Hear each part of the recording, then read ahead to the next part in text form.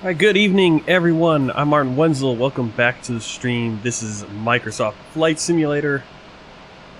And let's get into it.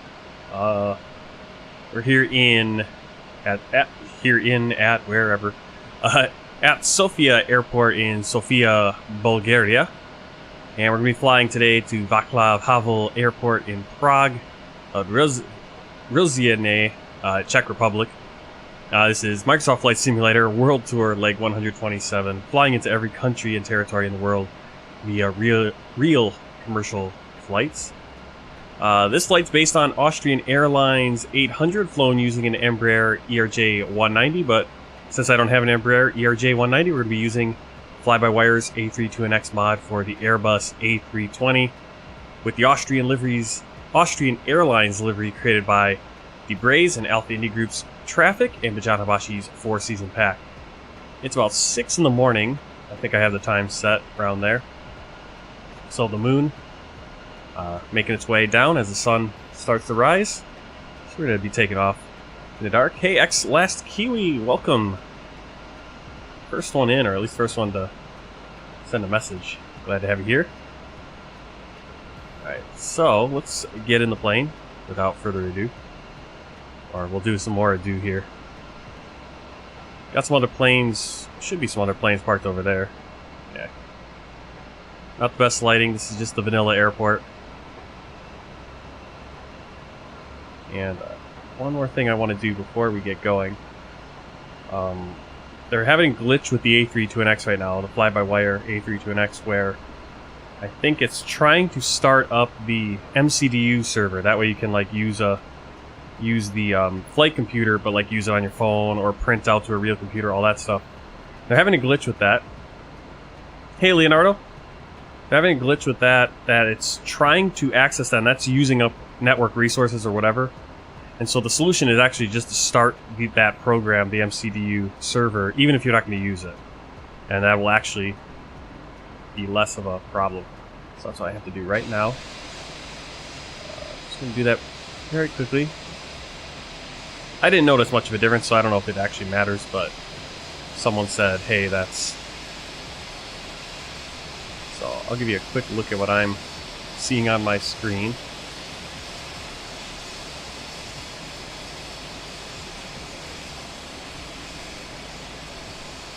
That's what you can see. Basically, you start up the MCDU server. You can... Would you like to enable printing to a real printer? Nah, not going to do that. And there we go. That's all I have to do. Bit. So you guys don't see the little chat window that I have on my screen. Alright, we got a plane coming here. I'm not sure what airline. Before we go inside the plane, let's see who it is. Lufthansa. Alright. Yeah, I know there's a Wizz Air right there. That dark shadow is a Wizz, I think. Last Kiwi. I thought it was such a great idea. I also planned a trip around the world with real-life flights. Cool.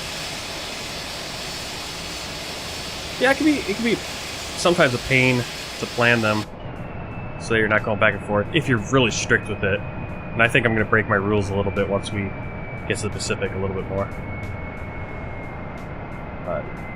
Some airports, there's just end up kind of bottlenecked and you can only go one direction. Oh, like do a flight around the world. Yeah, a lot of people do that too. I know Fliggerty's doing that. Fliggerty 1976, he's doing a world tour like that. I think is what he's doing, he's just flying around the world. Hello. Mongolia's actually not that hard. I flew into Mongolia in X-Plane, but I'm not sure, maybe it was, I had to fly into Mongolia and then fly right back to Beijing or wherever I flew. Once we get up there, I can actually look at that and see what my flight was. Because I did it back in X-Plane. Flew into Mongolia. I don't remember that being much of an issue, actually. Alright, so let's get our operational flight plan. Check our fuel. 6802 is what we need.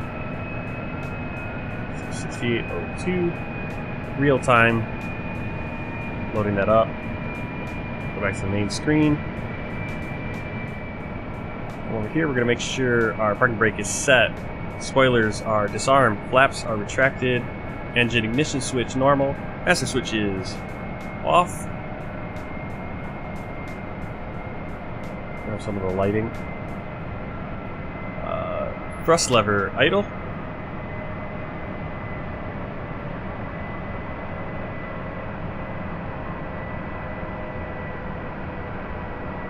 I must have flown from Seoul then. I'll have to check. That's the thing too right now is a lot of flights, if you're going off of real life flights that are happening right now, the flights are much lower than they were probably a couple of years ago because obviously everything has gone down and so a lot of routes have been canceled. Landing gear down, nose wheel steering anti-skid on, wipers off, and we're going to do battery 1 and 2, external power. Strobe light set to auto, through oxygen supply, ground control, nav 1, 3, and 2. With Air 4415, line up and wait. Turn off the co-pilot so she doesn't ask for a pushback before we're ready. Up here do our fire tests. Line up and wait with Air 4415. Actually, I'm going to turn off this. Just turn on the dome light. Flying Bulgaria 461, continue taxi. Flight 3 from Doha to Sofia, okay. Yeah, see, already you're doing different flights than me, and that's cool. That's really cool. I mean, obviously, you don't have to do the same flights because there are many options of many different routes ways you can fly. You could do a world tour to every country. There's so many different options the way you can do that. And then obviously flying around the world, there's many options. Doha's a really good one. At least here in Microsoft Flight Simulator, they have a good freeware airport for that. Oh, there's a flying Bulgaria. Came in yesterday. With Air 4415 QNH 30.3 wing 125 So at this point, I want to make sure turn on the no smoking and the emergency lights. Go into the flight computer and directly through the FlyByWire A32NX. We just do weights and balances and send a request for our passengers. 173 passengers. Start the boarding. I have it set to fast. We'll keep it on fast, no big deal.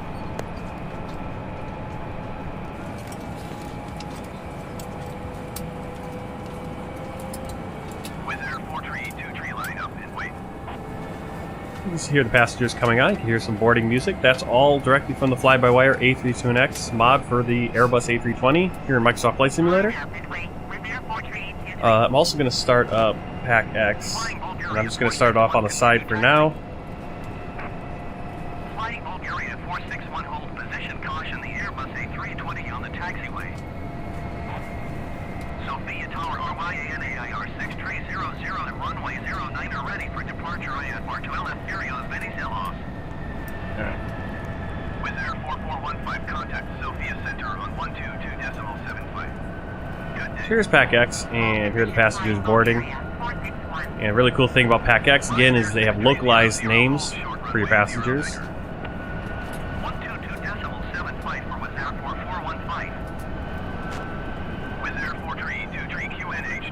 So this is one solution if you want a passenger simulation with a little bit more. But so far, the FlyByWire A32NX has pretty good passenger simulation without it. All just on its own now.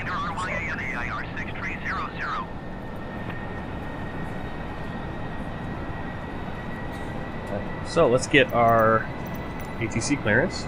Cleared for takeoff runway 09 with there. 4323. Sofia Tower Austrian 800 IFR to Rizini ready to copy. Austrian 800 is cleared to Rizini Airport as filed. Takeoff runway 09er climb and maintain 10,000 feet. Departure frequency is 122.75 squawk 5257. Ryanair 6300 line up and wait.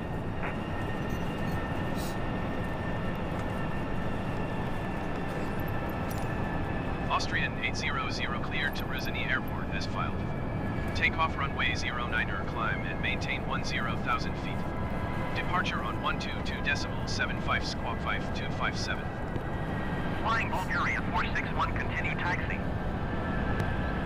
With Air 4323, contact Sofia Center. Alright, we're taking runway 9, and we're going to be...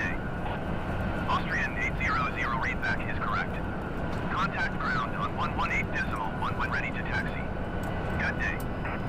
Flying Bulgaria 461 hold position. Caution the Airbus A321 on the taxiway. So my flight plan had the opposite runway. Sofia Switch Tower that. 4301 ready for departure And we'll runway do- 09 Airport to Luton. Line up and wait RYANA IR 6300. So we're going to do Agota 3 Sierra for our standard instrument departure. And insert. Short runway 09er with your 430. Go back to our init page 1. Here's the flight plan.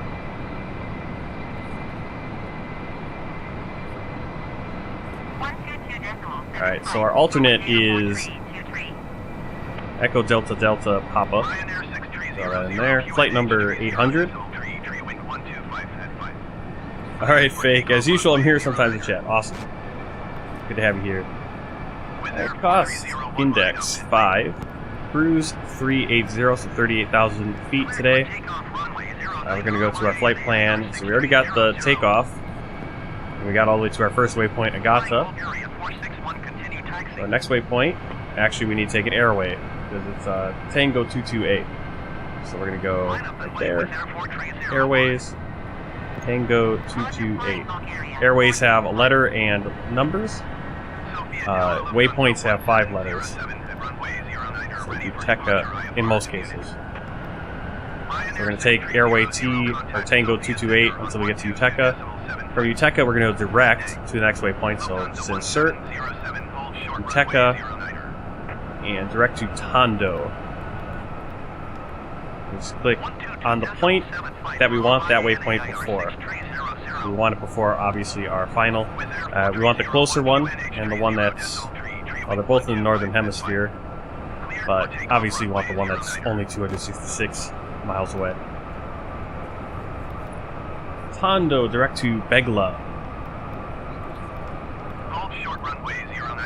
Take that direct to Navti.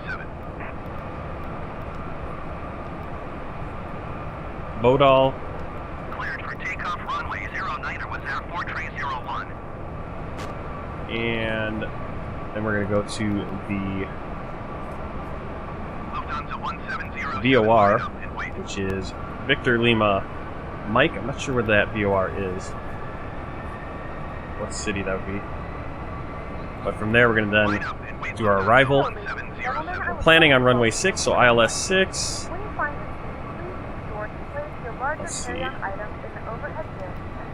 Victor Lima Mike for Tango. And our VIA is going to be Akiva.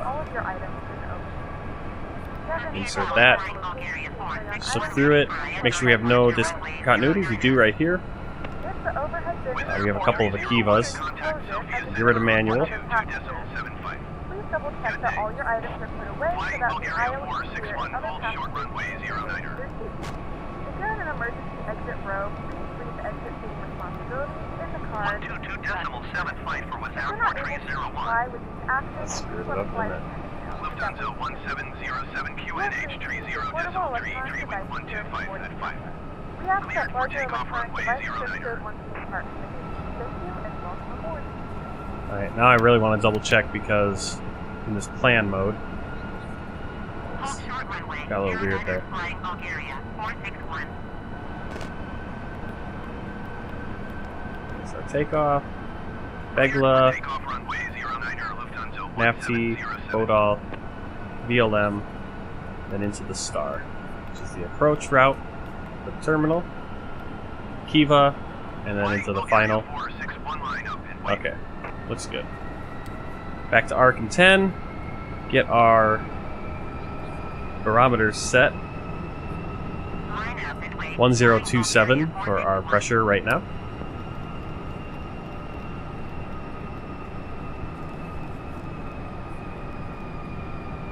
Okay, flight directors are both on. Do our predicted wind shear, lock the cockpit door. Go back into the FMS radio nav page. I'm going to put in some of the information that we're going to need for our approach. So, over to 122.754 Lufthansa 1707. Flying Bulgaria 4. Alright, so I like to put in the Prague. I'm going to put in the Prague VOR. The ILS will actually automatically fill in since we have already selected an ILS approach. I'm just going to put the VOR for backup. Actually, it's the same VOR as here in Sofia. It's pretty cool. That's why it's showing up as Sofia right now.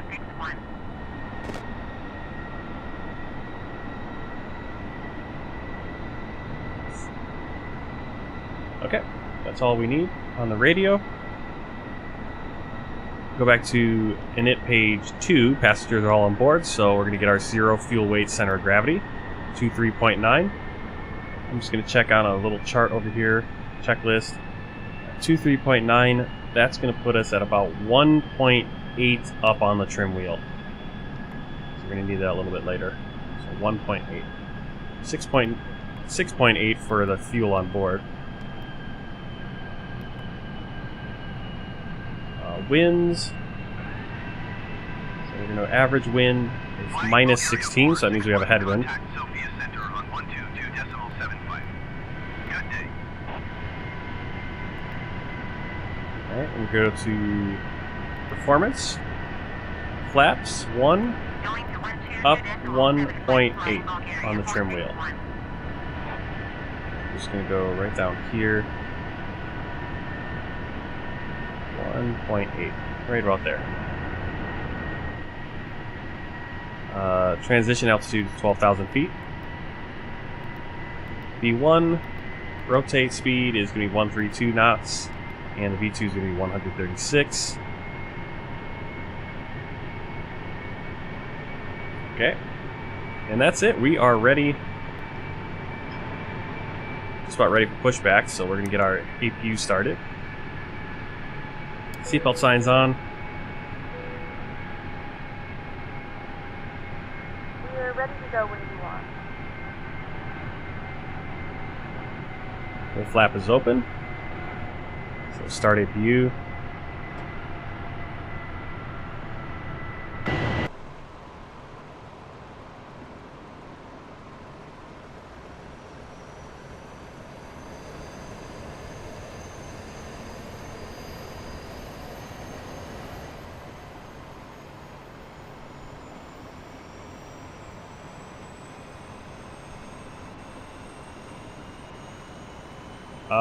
Icebird for all. I assume you're talking about the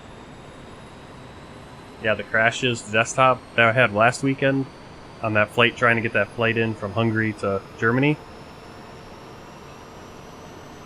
Well, I removed the toolbar pushback, or the toolbar pushback Our flight time will be mod. roughly 1 hour and 50 minutes.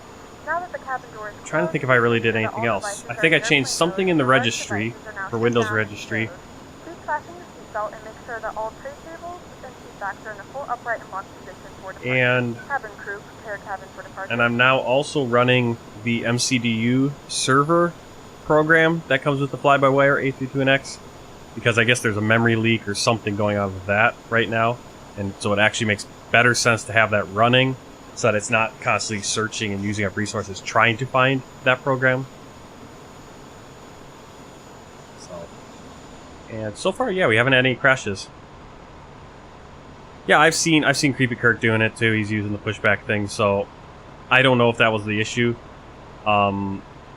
Basically, what I did was last. So we got a passenger. He won't put his bag in the overhead bin. He's not listening to us. What do you want to do? This is a cool thing with PackX. We have a passenger that is being a little unruly. Doesn't want to put their carry-on in the overhead bin. So let me just show you. You can actually see which passenger this is. If I can find the display caption. There it is. Alright, so we have a passenger incident. Everyone's a little grumpy, as you can see, because this passenger right here, Nikolai Zvetkov, is causing some issues. He looks like he's just on a trip for leisure. So we can choose how we can solve this problem. So boarding incident, crew response. Next, we can report the passenger, speak with the passenger. Let's go speak with the passenger. Let's put our captain pants on. Let's get some help and try to get this resolved. You got it. Okay, so handling that right now. so we're going to be delayed. We could technically push back, but we're gonna let this simulate because that's kind of the fun of a Pack X or a self-loading cargo. We're also way ahead of expected departure.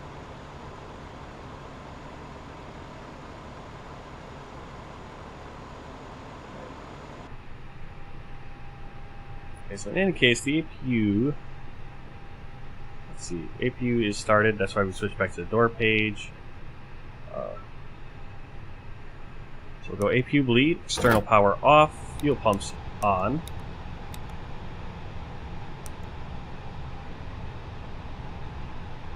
Alright, what's going on with this passenger?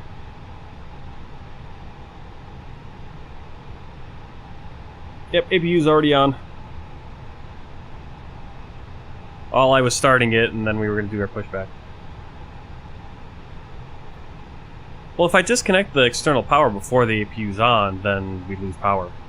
So you need to have the external power, as far as I know, you need to have the external power until you have the APU on. Once you have the APU on, then you can disconnect the external power, which we have done. We'll tell that power truck to get away now.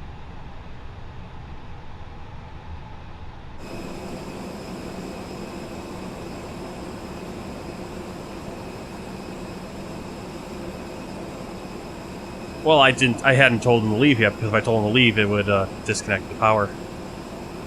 Right? Yeah, there he goes. Okay, so we're handling this passenger incident. I'm not sure what's going on. Hawkeye Aviation just landed a CJ4. Learned how to fly today. This game is fantastic. Thanks to you for the inspiration. You are welcome. I haven't done a lot of the CJ4. Maybe at some point. Alright, okay, good. We got that passenger incident, so Nikolai Svetkov has put his carry-on in the overhead bin, or whatever you need to do. We are ready to push back. So, back in the plane, beacon light on, and let's call for the pushback. I'm using... today I'm using old tried and true pushback helper. So I'm not using the toolbar pushback because that could have been the reason I was having crashes in the desktop. I've seen a lot of other people still using it though, and obviously I would love to use it with the pre-planning and everything. So I'll probably come back to that eventually, but I definitely don't want to just pop it in and not do some testing first. And basically what I did last Saturday or last Sunday before the stream, where I finally successfully got from Hungary over to Germany and then Germany down to Kosovo, was I think I did a 12-hour stream. I just let the sim run. I turned on every single thing that I used. The only thing I didn't have on was Sim Toolkit Pro and the pushback toolbar, because I had removed that. So I don't want to reintroduce those until I have some time to troubleshoot, make sure that they're working. That's why you can't. I'm not using Sim Toolkit Pro right now, so you can't do any exclamation mark MEDAR. We just have to... Can't do all those fun things. Alright, so... if you have the tug connected, so we'll start pushing back. Oh, crap. I keep forgetting this. I gotta disconnect the parking brake first. Otherwise, the tug will throw me in the air.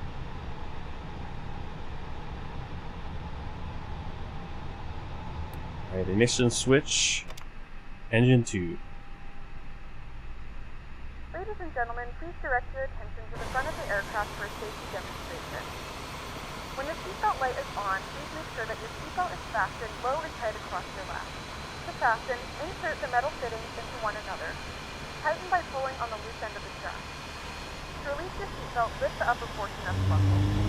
In the event that the seatbelt light is not on, we suggest that you keep your seatbelt fastened in case of unexpected emergencies. There are several emergency exits on this aircraft. To familiarize yourself with the emergency exits on this aircraft, please refer to the safety card in the seat back pocket in front of you. In some cases, your nearest exit might be behind you. If we need to evacuate the aircraft, there is lighting on the floor to guide you towards the exit. In the event of a decompression, an oxygen mask will drop in front of you. To start the flow of oxygen, pull the mask towards you. Place it firmly over your nose and mouth, secure the elastic band behind your head, Tighten the straps if necessary and breathe normally.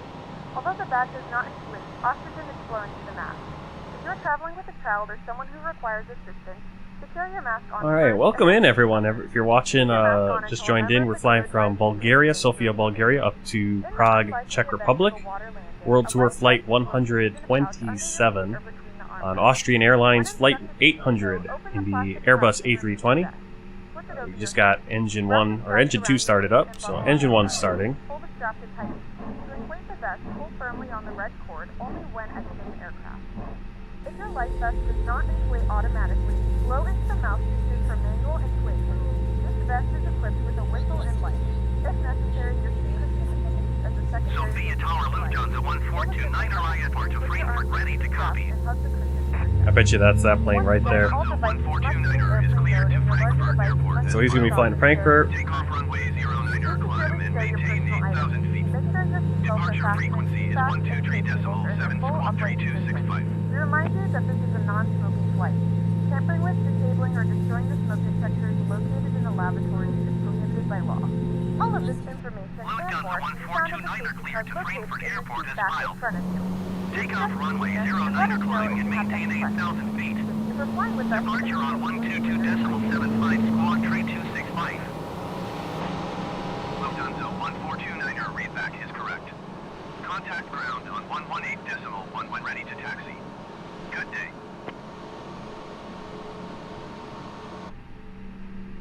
Alright, we've got both engines, so we'll go ignition normal.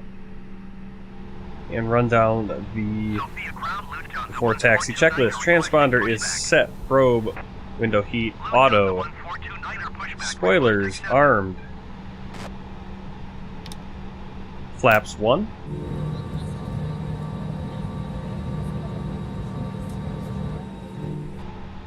Also, since we have the engine going, we need to go APU bleed and APU master switch off. Alright. Anti-ice if required. Auto brake set to max. Nose light taxi. Runway turnoff lights on. Parking brake off. Oh, we'll get weather radar. Parking brake off. And call for our taxi clearance. Sofia ground Austrian 800 with Yankee ready to taxi IFR. Sofia Tower was there. 4331 ready to copy IFR clearance to Dortmund. Austrian 800 taxi to and hold short of runway 09er using taxiway Alpha. Contact tower on 118.11 ready. Wizz Air 4331 is cleared to Dortmund Airport as filed. There's a lot more they could give us for the taxiways because taxiway Alpha is way over there at the end of the airport. How do we get over there? We're going to take Juliet, so we're going to go straight out here, Juliet, and then take Hotel. And Hotel will take that up to... I think that's what we'll do. Yeah. Turn on the co-pilot, and she can handle the radios, hopefully. Departure on 122.75, squawk 6307. Sofia ground Lufthansa 1429er with Yankee ready to taxi IFR. Taxiing hold short runway 09er using taxiway Alpha Austrian 800. Wizz Air 4331 readback is correct. Contact ground on 118.1 when ready to taxi. Good day. Lufthansa 1429er taxi to and hold short. I'm wondering if real life, if we should be taking Juliet all the way over there. I don't know.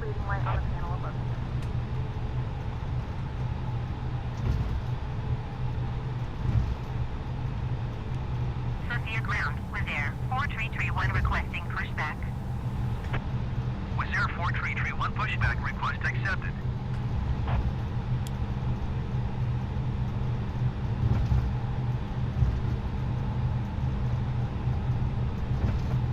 Taxiing hold short runway 09er via taxiway Alpha Lufthansa 1429er.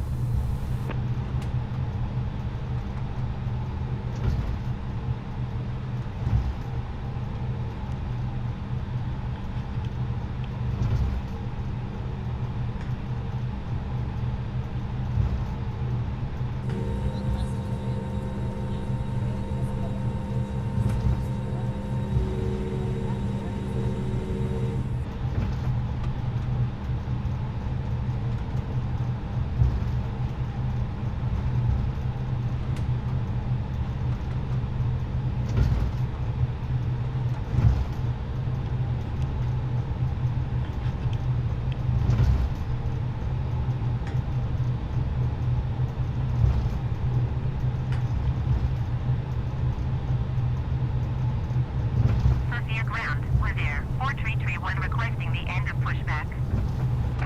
Was there 4331 request to end pushback received?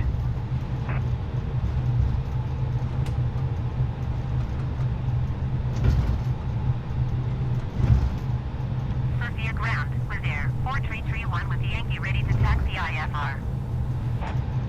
Was there 4331 taxi to and hold short at runway 09er using taxiway Alpha? Contact tower on 118.11 ready. Alright, so this taxiway is Bravo, and we're gonna go. We'll go to Alpha. Don't really need to go to Alpha, but Taxiing hold they want us to go to short Alpha. runway, So we'll go to the next one here. taxiway Alpha This was is there. Bravo, this is 4331. Alpha.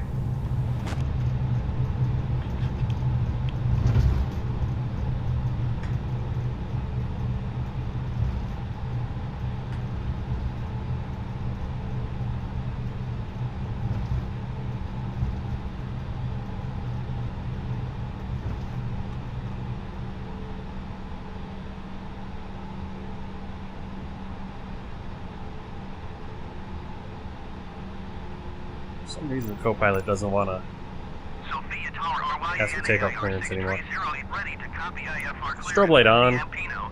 landing lights on. Ryanair 6308 is Feel like cleared nothing to changed Tokyo there. Airport The as landing well. lights.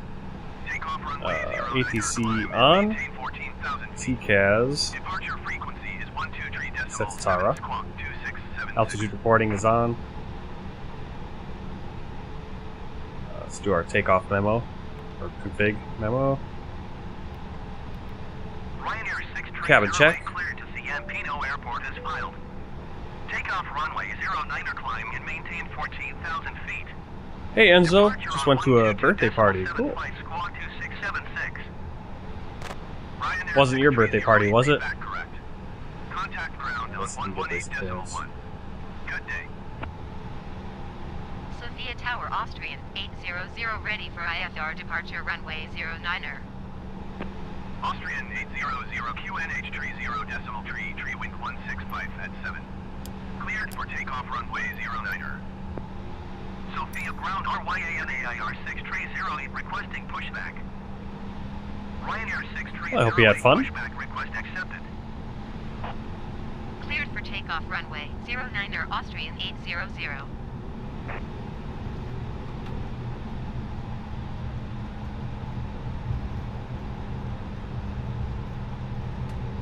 So this is actually a scheduled takeoff for 6:25 in the morning.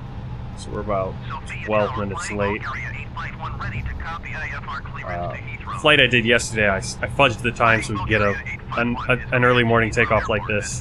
I really didn't have to do that, but the lights look really cool at Zurich Airport. Departure frequency is 123.7 squawk 5552. Alright, so nose light, landing lights are on. TCAS, Tara, transponder on. Brakes hold, thrust 40%, and 1. Flying Bulgaria 851 cleared to Heathrow And then we're Airport gonna as go. filed. Takeoff runway 09er climb and maintain Takeoff 14,000 speeds. feet. Departure on 122.75 squawk 5552. Sofia ground RYANAIR 6308 requesting the end of pushback. Flying Bulgaria 851 read back correct. Contact ground on 118.1. Good day.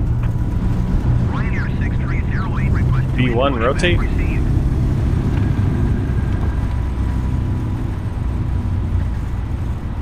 Sofia ground flying Bulgaria Positive rate, gear up. requesting pushback. Flying Bulgaria 851 pushback request I accepted. guess I accidentally hit the button twice. Sofia ground RYANAIR 6308 with Yankee ready to taxi IFR. Austrian 800 contact Sofia Center on 122.75.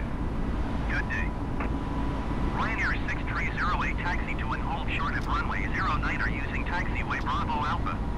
I don't know why we're still getting taxi clearance and stuff. Weird. 122.75 for Austrian 800.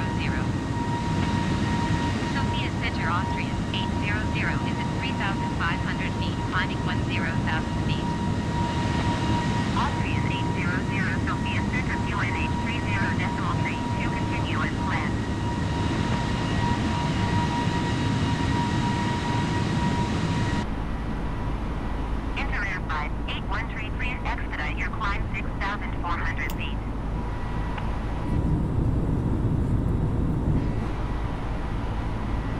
This time with spoilers. Flaps retracted. Ground lights off. Keep the landing lights on until 10,000. Seatbelts on until 10,000.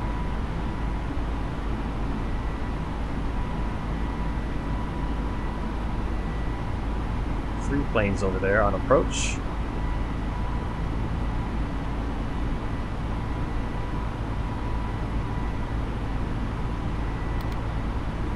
Enter Airline 813 traffic is 2 o'clock 4 miles at 5,500 feet, Boeing 737.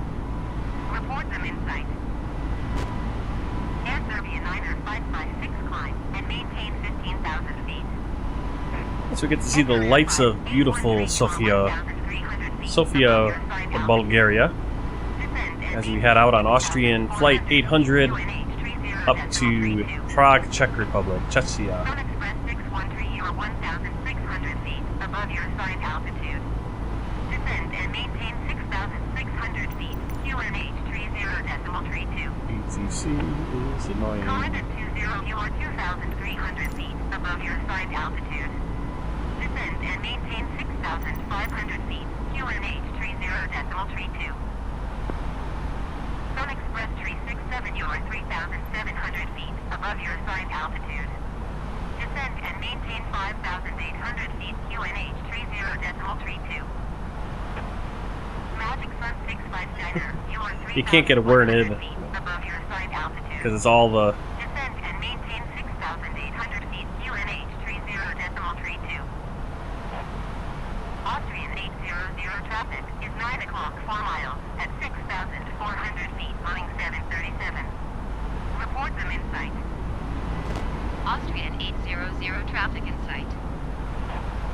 Descend and maintain 6,400 feet, enter Airline 813. Austrian 800 traffic is 9 o'clock 4 miles at 6,800 feet, Boeing 737. Report them in sight. Austrian 800 have the traffic. Descend and maintain 6,800 feet, Magic Sun 659er. Magic Sun 659er traffic is 1 o'clock 4 miles Yay. at 6,500 feet, Boeing 737. Report them in sight. oh, can I get a word in? Maintain 6,500 feet, Corendon 20. Just almost was able to ask for a increase. Corendon 20 traffic is 8 o'clock 1 mile at 6,400 It's like every single plane feet, Boeing is at the wrong 737. altitude for these people. Report them in sight. Enter Air 813 traffic is 2 o'clock 4 miles at 2,800 feet, Airbus. Report them in sight. Sofia Center, Austrian 800.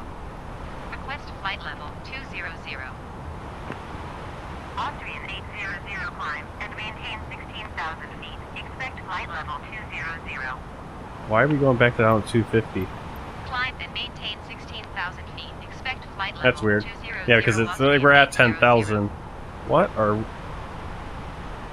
why? Plane just started descending. All right, and let's get up to. Let's just try to get our clearance, or at least let ATC know. The problem with in-game ATC, it doesn't know what your preferred or what your cruise altitude is going to be. 800 climb and maintain 16,000 feet. Okay, so we're going to Expect request flight level one more here, 200. get up to 38,000, and then ATC can kind of just shut Climb up. and maintain 16,000 feet. Expect flight level 300. Austrian 800. Sofia Center, Austrian 800. Okay, are we Request gonna flight level fly in here? 380. Austrian 800 climb There we go. and maintain 16,000 feet. Expect flight level 380. Alright, landing lights off, seatbelt signs Climb off. and maintain 16,000 feet. Expect flight level 380. Austrian 800.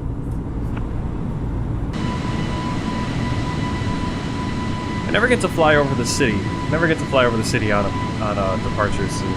Oh well. Maybe after the stream I will record a video, a YouTube video for do some sightseeing around the city of Sofia and other cities. I'm going to start working on that project. think I'm gonna stream. We'll stream the World Tour flights, and then I'll do like some low-level flying over these cities as more produced YouTube videos. At least that's the plan. This is also a reminder to fast while you're not clean the galley or near the level. This aircraft is equipped with onboard Wi-Fi. If you wish to connect to the Wi-Fi, you will be required to pay a small fee. We offer complimentary in-flight TV thanks to our partner. Connect to the Wi-Fi to find out more information. 331 traffic is 9 o'clock 3 miles at 1,800 feet, running 737. Report them in sight. Lufthansa 1429er, please expedite your descent 8,000 feet. Sofia. 10431 traffic in sight. 10433, 1 has the traffic. Enter air 58133. Okay, I think that does it. Sun Express 235. Nope, it overrun it. How did it do it? 8,500 feet. Magic Sun 659er, please expedite your Austrian 800 climb and maintain flight level 22.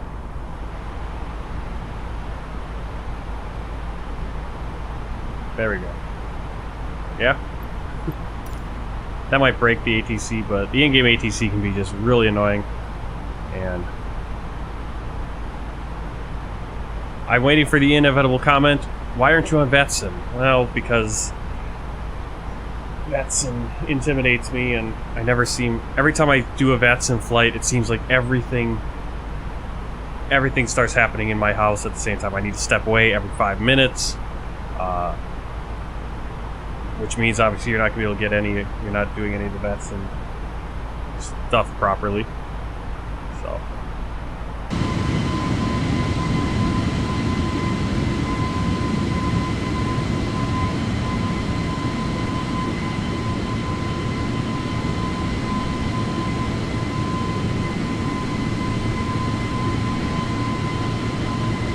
Alright, if you guys want to track the flight, as always, I have the flight being tracked on events.flighttracker.tech, call sign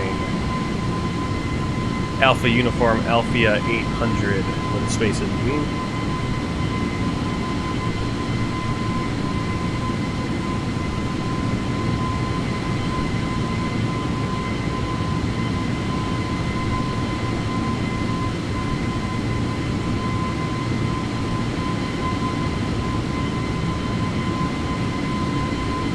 At this point, we are still over Bulgaria, passing just south of Montana. Montana is going to be up to our right. Yes, Montana. I did not realize there was a city in Bulgaria called Montana.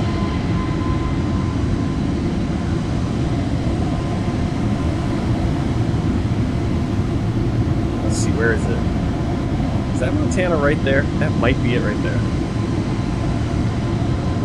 Right below us, if that's a reservoir, probably a reservoir right below us, which is the Augusta Reservoir, and then the village or city or town right there of Montana. That's that right there. That's Montana.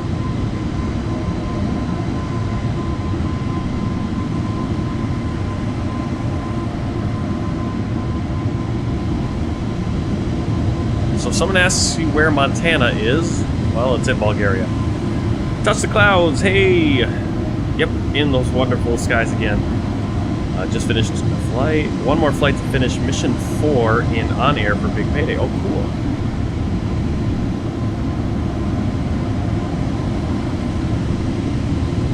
Yeah, right now I'm doing the world tour, and then I've been, on occasion, like on my days where I'm not streaming and I have just a few minutes, I've been doing some VFR flying, and I've been doing that through Walker Air Transport, like Creepy Kirk suggested. You know, he's on there. That's a virtual airline. So I'm just doing those. Mostly I've been just doing charter flights, so I'm making up my own flights anyway. But yeah, definitely On Air is really cool because gives you certain flights, exact flights to do. It loads up your plane and everything, fuel, all that.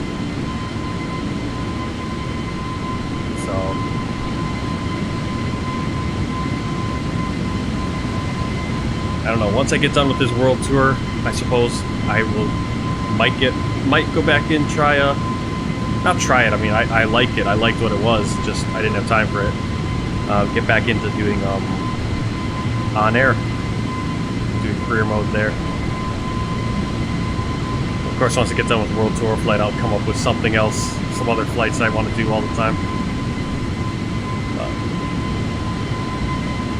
Yeah, if you're looking for a career mode, that's one I can talk about. I can't tell you about. I think Sky Park is another one. I'm sure there's some free ones out there, but on air, you have to pay. I think a subscription, right? What is it, like $10 a month or something like that?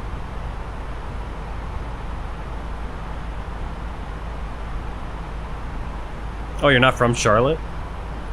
Yeah, see, I always put my base airport as Milwaukee, where I'm from here, and then I end up flying. You know, it'd be really cool, yeah, to set up a base airport somewhere else. Heck, set it up somewhere else in the world,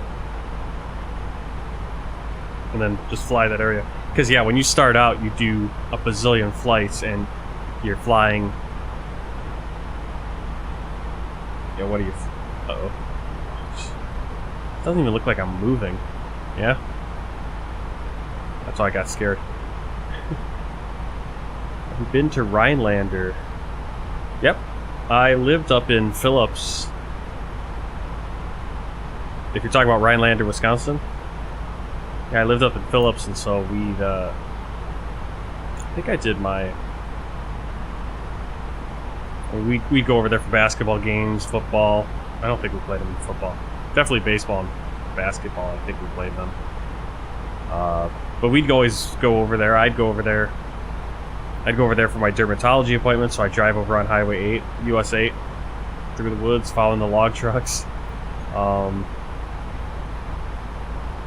over there to go to Walmart, because, you know, Phillips didn't have a Walmart or anything. We had an IGA, we had a Cops, you know, just a grocery store.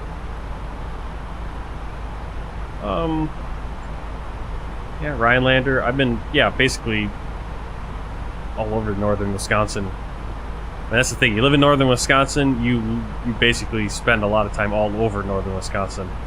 You know, whereas you can kind of live, if you live in Milwaukee, you kind of can really stay. It doesn't seem like you go as far because you're not by necessity forced to. Yeah, we lived in Phillips. We'd go to Wausau. We'd go to Rhinelander. We'd go to Monaco. We'd go all over the place to do things and play sports when in school. So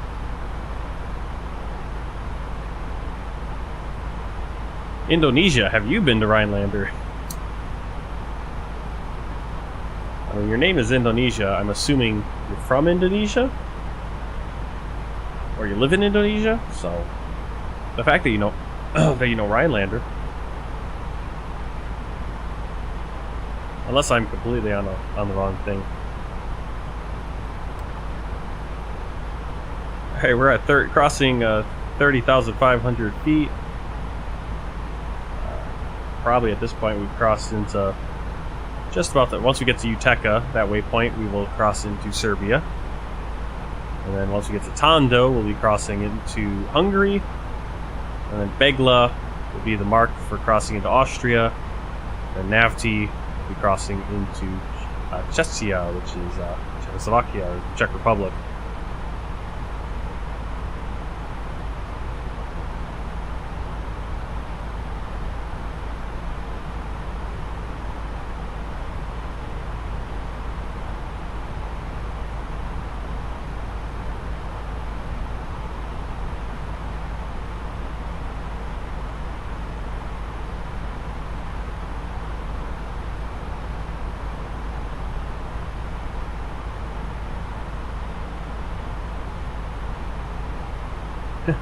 Yep, I've done. Yeah, there were some I did. I mean, even I did. Even just recently doing it with the Walker Air Traffic or Air Transport virtual airline. When I was setting up the charter flights, you can basically set up, okay, what airport are you leaving from, and if you have a persistent world, it'll just automatically go, okay, this is the airport you're at, and You can do a flight finder, and you can just do random. You just hit random. You can put in a certain range, because it seems when I do random but I don't put a range, it always goes with the longest flight. It's like, oh yeah, you're doing a charter flight, and you want to do it in a, Beechcraft or a Cessna. Yeah, here, go fly 6,000 nautical miles. Like, what? What kind of flight is this? So then you just put the range in, and whenever I put the range in, it seems to exclusively only pick, private, like those airstrips, those grass strips or gravel strips. I'm like, can I get just a small, like, municipal airport? I mean, that'd be nice. Yeah. I think on air I flew into Fort Wayne, probably Rockford, somewhere in Michigan. No, not Traverse. But there was one. I know on one flight I ran out of fuel actually, and I had to ditch. I had to land at I landed at a grass strip like right along Interstate 90 in Indiana. Yeah, that's definitely the only way I'm going to land at those kind of places if I'm using something where they say, hey, you're going to this airport, and I don't even research it. And then I show up and I'm like, where is this airport? Of course, it's just a grass strip.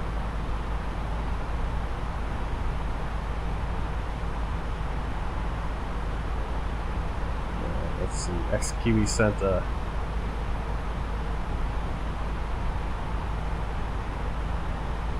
Man, you already got. Do you have this whole thing?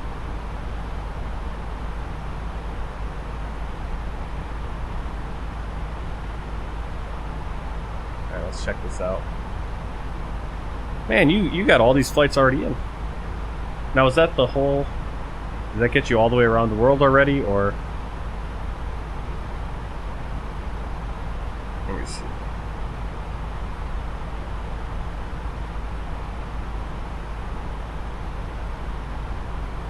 Oh yeah, you do go get out to the...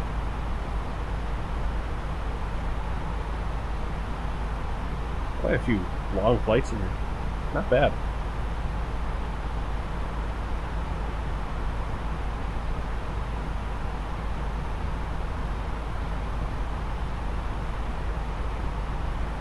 Yeah, definitely quite a few.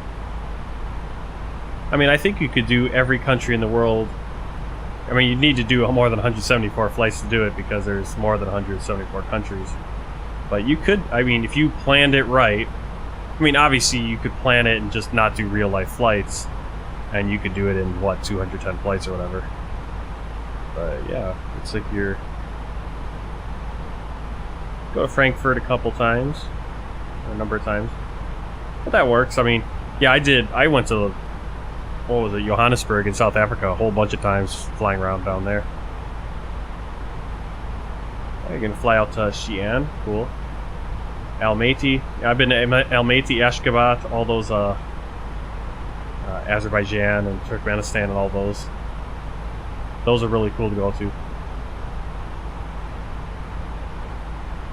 Okay, so look, yeah, you said, were you the one? Yeah, you were saying that Ulaanbaatar, Mongolia is kind of hard to get to. Yeah, it's just Seoul to Ulaanbaatar. Are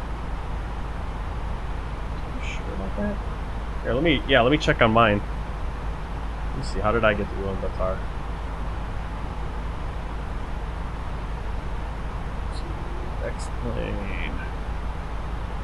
Explain World Tour. Where is it? Explain flights. What is Ulaanbaatar? What's the call sign? Or the ICAO? Assuming it's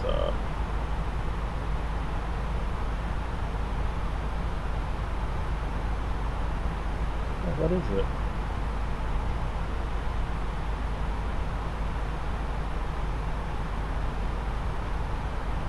Didn't do all of Africa. That's alright. Pause. I have a compass fault at a far out airport in Cuba. I had to pay over 13. I definitely didn't. Like you said, you've already done 50 flights in on air. So I never got to a point where I was having issues like that. I had to pay over $13,000 to get it fixed there because I had to wait for a call out.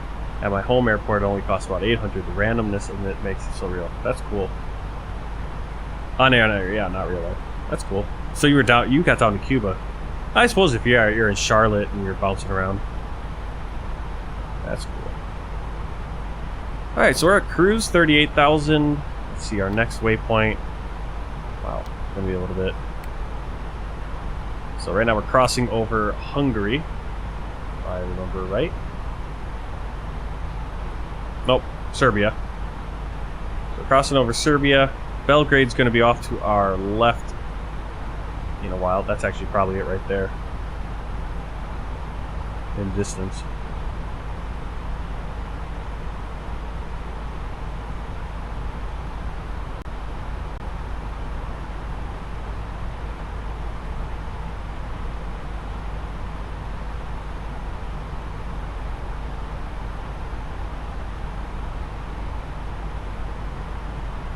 That looks like a fun little tour that XLast Kiwi has going on. He shared it on the Discord, so if you guys aren't on the Discord, well, he didn't share it on my Discord, he shared it directly with me.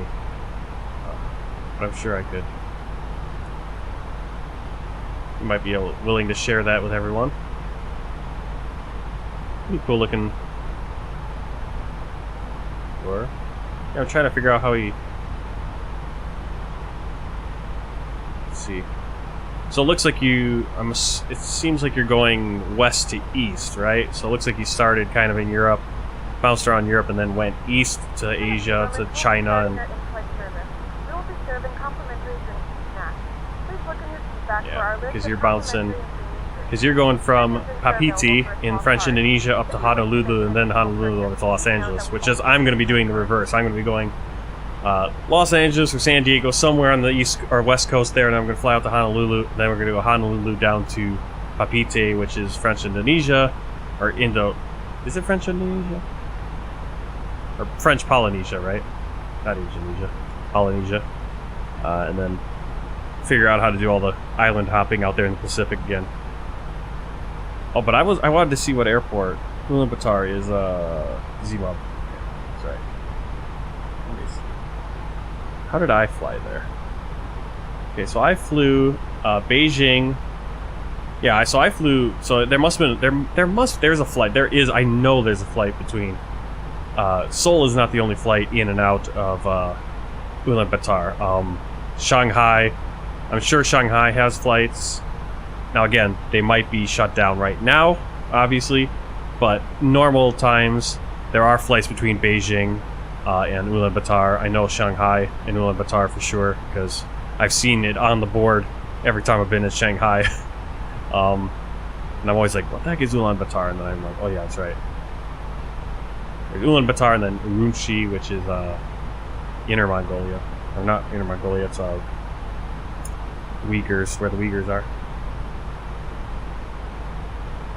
I forget what the province is.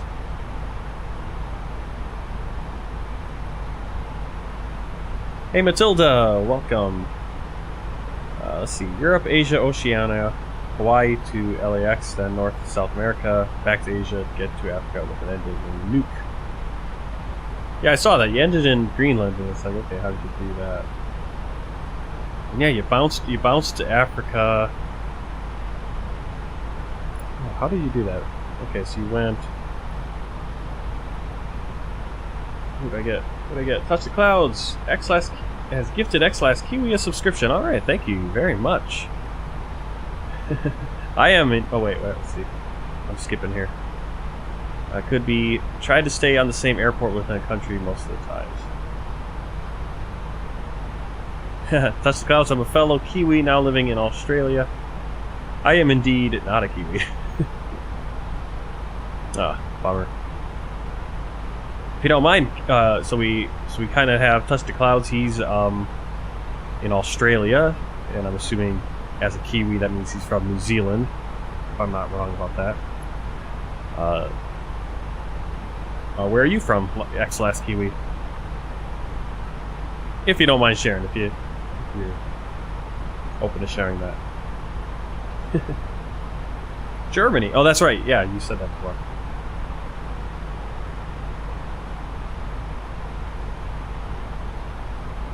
Are you training? Or are Are you the one that was, you're working towards becoming a pilot? You're working through, like, I think the Lufthansa, like, training, you know, pipeline or whatever?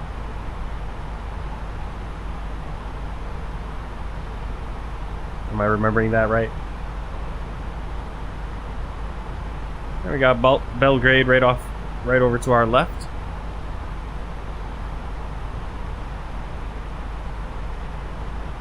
Got about an hour left on ET right now.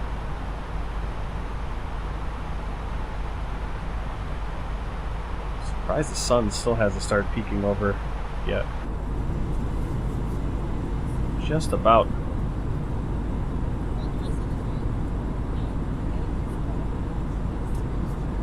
Two of you guys going for that? Who's the other one? No. May try to get to Lufthansa through their EFA.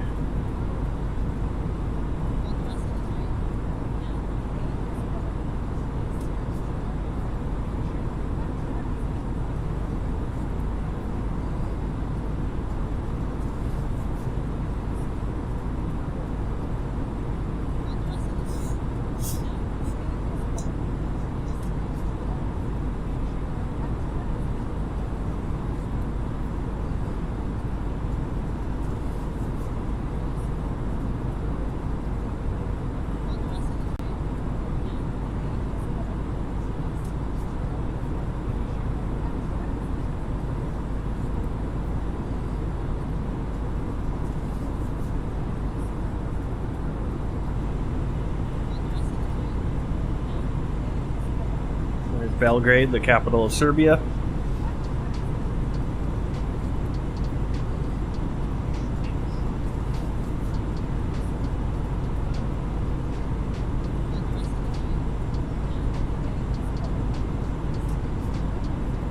want to use that light in the future.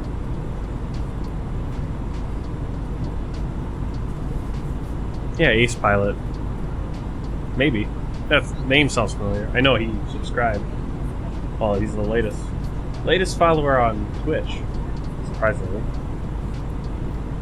I don't get a lot of new followers, so it's been like a week. So he must have been on last week's stream. Pretty cool. Alright, so we're passing Belgrade right now. Let's see, we're gonna have Novi Sad will also be on our left, and then just kind of looking ahead. Once we get into Hungary, Budapest will be off to our right a little bit. And then we'll slice right in between Vienna and Bratislava. So that'll be, I'll have to kind of look out both sides of the plane.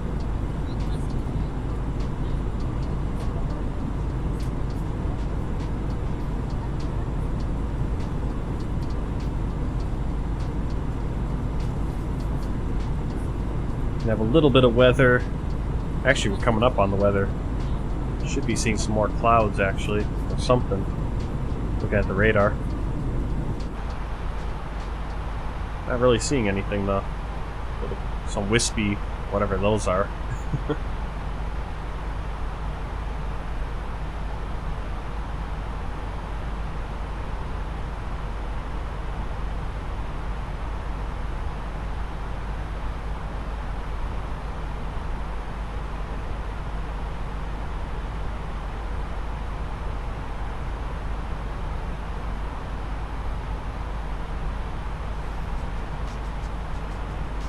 Matilda is Argentinian.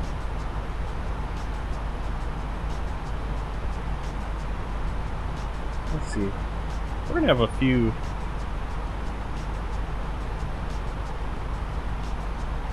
Just trying to see. I wanted to say I was gonna fly into Argentina a couple of times, but I think I'm only gonna fly in and out once. I'm gonna fly to.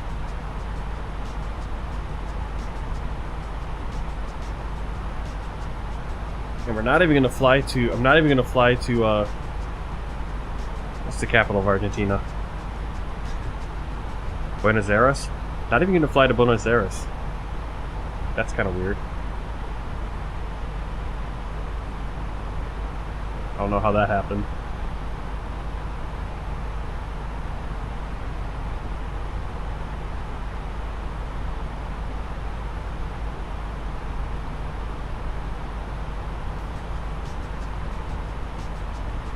What does Buenos Aires mean? Good air? Because I know Buenos is good.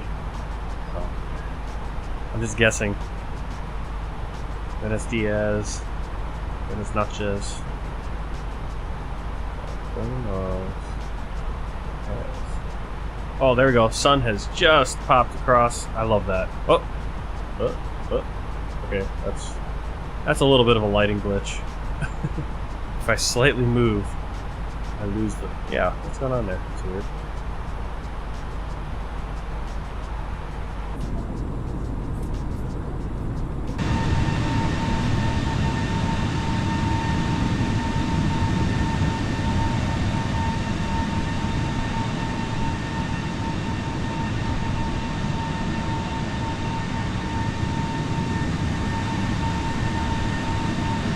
Alright.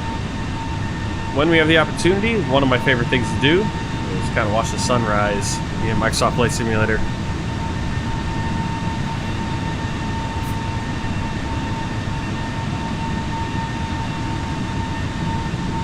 And before you tell me that, hey, go watch a real sunrise, I do watch real sunrises almost every day because I work overnight, and so I see the sun come up this time of year.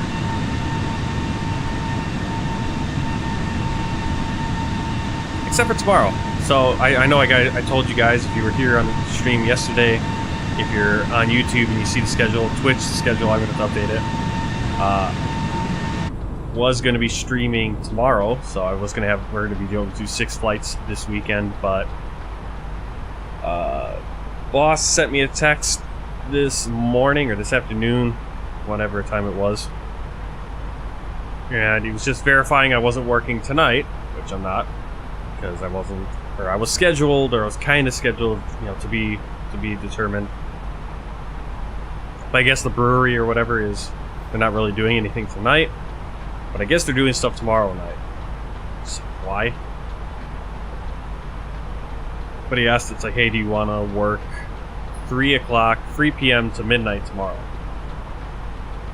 Kind of like, oh man, that means I can't stream, but that means I'll get up to 50. If I work tomorrow, that'll be 9 hours. So I've already done 48 hours, so that'll be 57 hours for the week.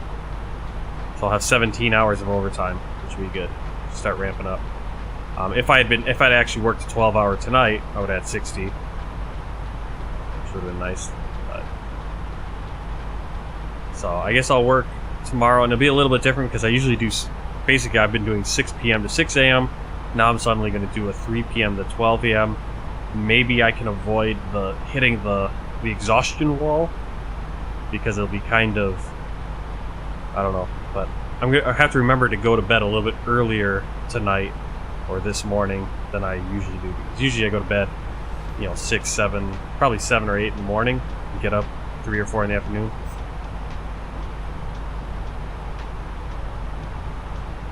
But I have to work at 3, so make sure I go to bed a little early.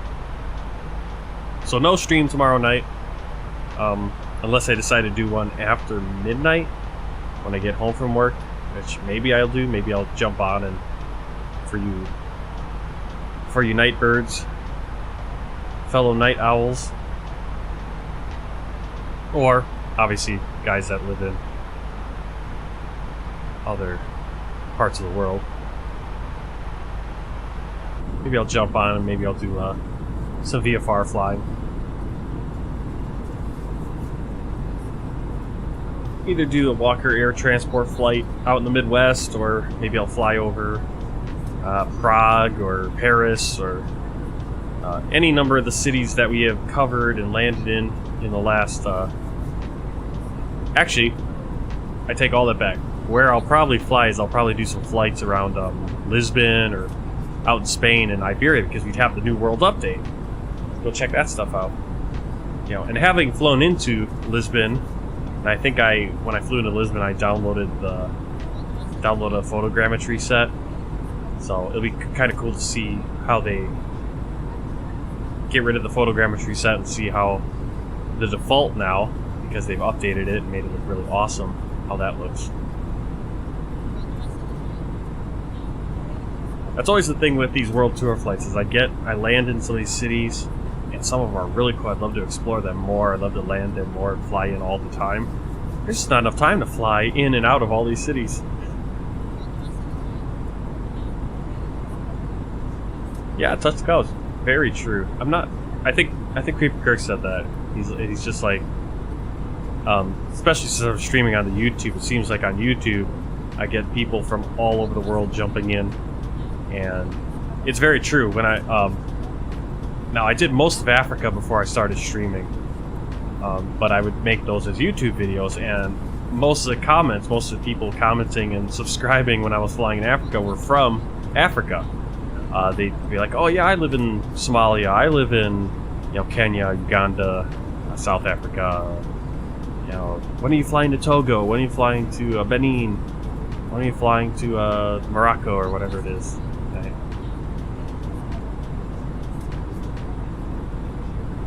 And now it seems I'm getting more people who are watching countries I haven't flown to yet. And so then I have to let you guys know, hey, don't worry, I will be flying to your countries at some point.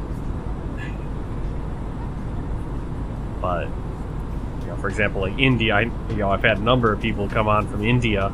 They're like, when are you going to fly to India? I'm like, well, it's going to be a while. Probably at the end of the year or next year. Can't wait to get back to India and fly there. And hopefully, what I need to do is I need to look for, I think the tallest statue in the world, the biggest statue in the world is in India, I believe. And I have to go look at where that is and go do a test flight and see if it's there. Every once in a while I'll just be, just scrolling around on my phone and, be like, oh, these crazy sites or whatever. And the one that always caught my eye was that statue. I think it's in Sendai, Japan. And there's certain pictures where it just looks like this massive, huge statue just looming, like the Death Star coming over the horizon. Here it is, this statue looming over the horizon over these streets of Japan. And I actually did fly there in the sim to check it out, make sure it's there and everything. I don't think I needed a mod to get it, but maybe I did to make it look good. So I'm not sure, but.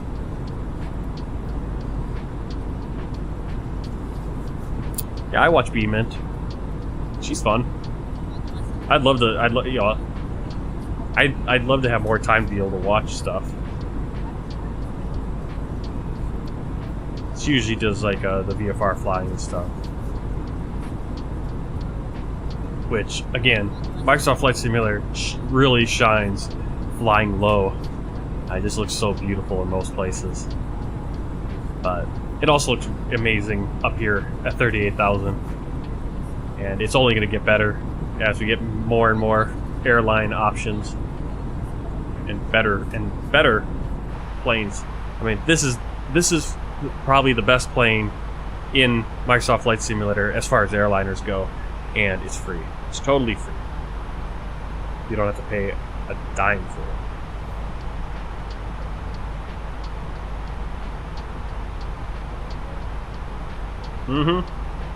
Oh yeah, it definitely does not look bad up here.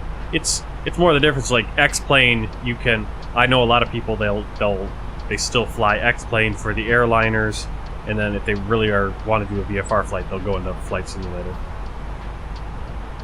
Because in comparison, flying VFR and X-plane, I never flew VFR and X-plane because there's nothing to there's no visuals really. It's a pretty, again, good for its time, or good in comparison to everything else that was available. Prepared 3D, Flight Simulator X, X-plane, the graphics were not great.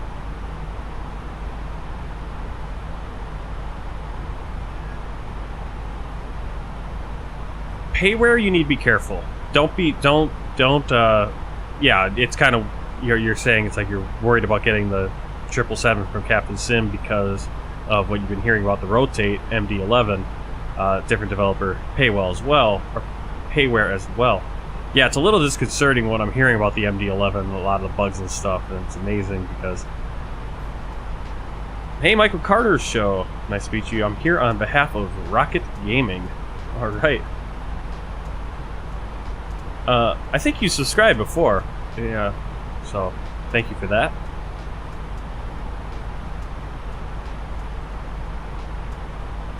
Yeah, but anyway, XLS Kiwi, we were talking about, I think we were talking about this stream yesterday. I was kind of talking about kind of having the patience that I get. You want to fly the 777, and if you're, you know, the 777's what, going for like $20, I think. It doesn't have the 777 cockpit. It's kind of slapped together, taking elements from the 747, from the 787 that come with the sim. If I'm not mistaken, I know there's one of those planes out there that you actually need to have the premium version of Microsoft Flight Simulator for it to even be used, to even use it. And it's you know, if $20 is worth having the model and it kind of being like, you know, looking like the 777, then that's up to you. But you're not getting the 777 from Captain Sim. That's not what you're getting. You know, I mean, it's, you know, it all depends on what you want. Like, and just like Touch the College just mentioned, a lot of people seem to fly X-Plane for the cockpit complexity. That's because most of the people are flying stuff in X-Plane. When you're watching the streams and stuff, they're flying payware aircraft. Besides the Zibo 737, which is basically the equivalent of the fly-by-wire A32NX, I mean, that's an excellent mod. It makes almost every button and all the systems functional in the default 737 that came with the X-Plane game. And I flew that all the time when I flew X-Plane. That's exclusively the plane I flew in X-Plane. I don't think I flew anything else in X-Plane besides maybe a Cessna flight here and maybe a 747 flight there, and even then it wasn't really, it was one flight in those maybe.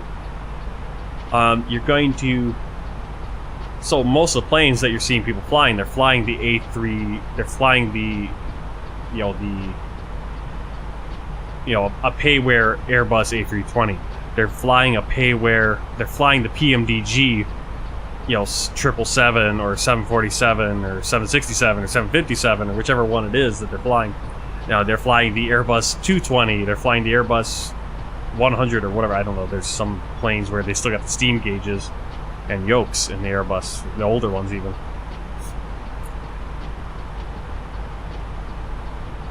So all those planes are going to have that complexity because most of those planes are very closer to study level than anything you're getting out of the box with Flight Simulator.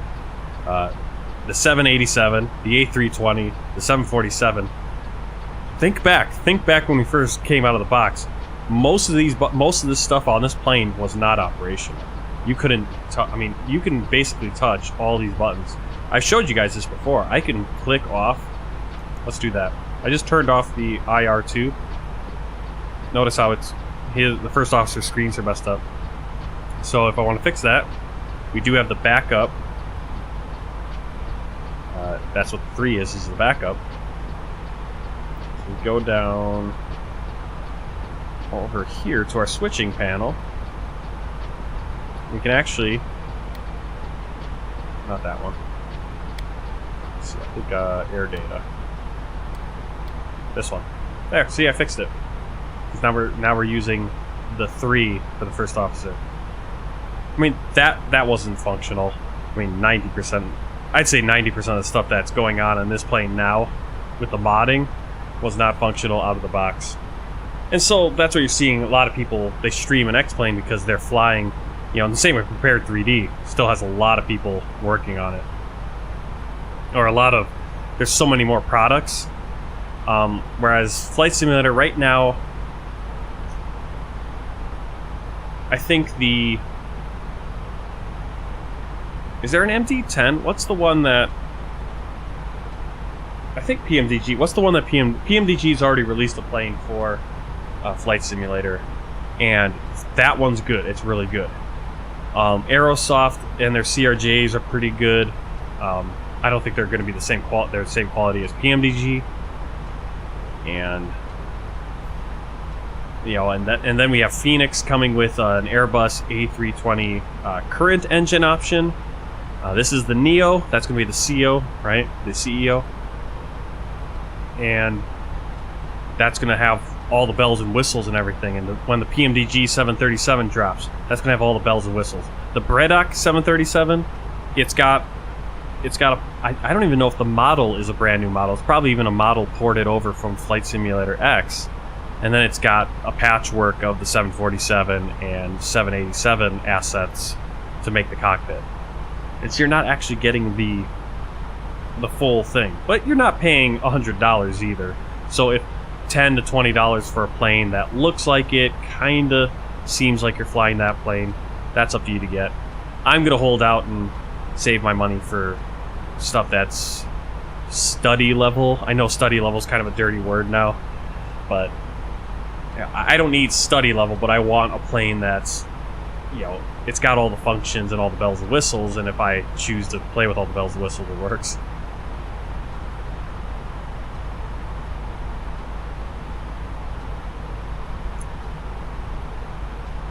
Yep, DC-6, yep. Yeah, complex as if you start everything yourself, yeah.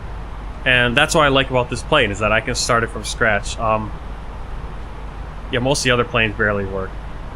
Yeah, so I'm not saying you don't get the Captain Sims 777, but know what you're getting. You're not getting, you're not going to be getting a plane that's, I don't even know, I've heard some bad things, like even how much work is being, how much updates are coming out for that plane as things get more, you know, sometimes there's promises from some, because there's a lot of developers out there right now who are like, hey, we can make a buck throwing out a cheap plane, and because you have so many, I mean, Microsoft Flight Simulator is huge compared to X-Plane, compared to Prepared 3D.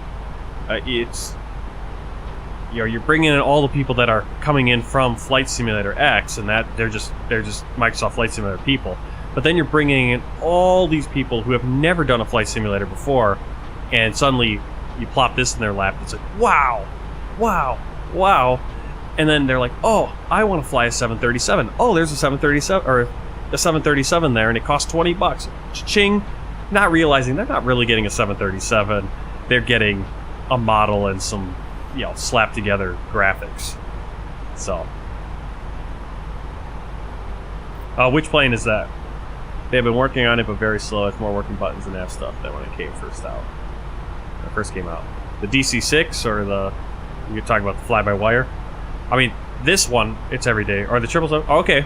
Oh, that's good. Well, that's good to hear that they're putting more. I just remember when it first came out and seeing it and looking at the cockpit, I'm like, is that what a 777 cockpit looks like? And then you'd look at the, I think the big one, the big tell, and again, I understand the limitations. If you're just throwing together something to say you're flying a 777, it's the flight computer. Like this one right here. Or not even here. Where is it? It's going to be on... At least on this plane it's a little different, of course. But like here, your engines. Well, how many engines do we have on this plane? We have 2 engines. Here's 2 engines, right? You look at the electrical page. Hydraulics.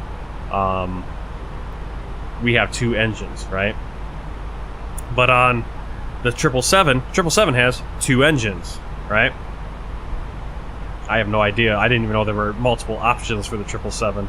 It's like, focus on getting it to be a 777 first before putting options, I think. But if you go like on the 777, it's using, I believe it's using the FMS from the 747. I don't know why they didn't pull the FMS from the 787, because the 787, to me, like when I do my flights, if I have a flight that's a 777 flight, I'm going to do that in the 787. Because to me they're similar planes, they're both big. Whereas a 747 is a whole different animal to me than a 777 or a 787, because it's got 4 engines and it's a double decker.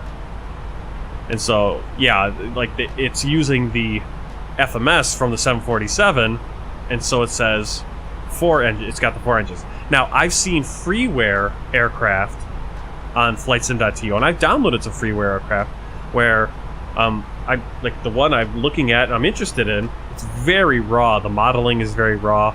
Not a lot of texturing done on it yet, but he's building it from scratch. It looks like it's really cool to see the process. Is a guy he's working on the Boeing 767. If you go into the flight computer, I think he's using the 747 flight computer, which means it has 4 engines, even though the 767 has how many engines? 2 engines. But I'm not paying for it. You know the limitations. It's sort of like the ATR-72 that you can download it on flightsim.to. It looks like an ATR-72.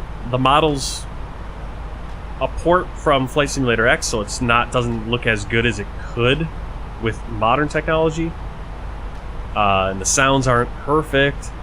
And the cockpit, we know as we're downloading it, the cockpit is the Beechcraft, or if you're getting the C, there's a CZA4 version too.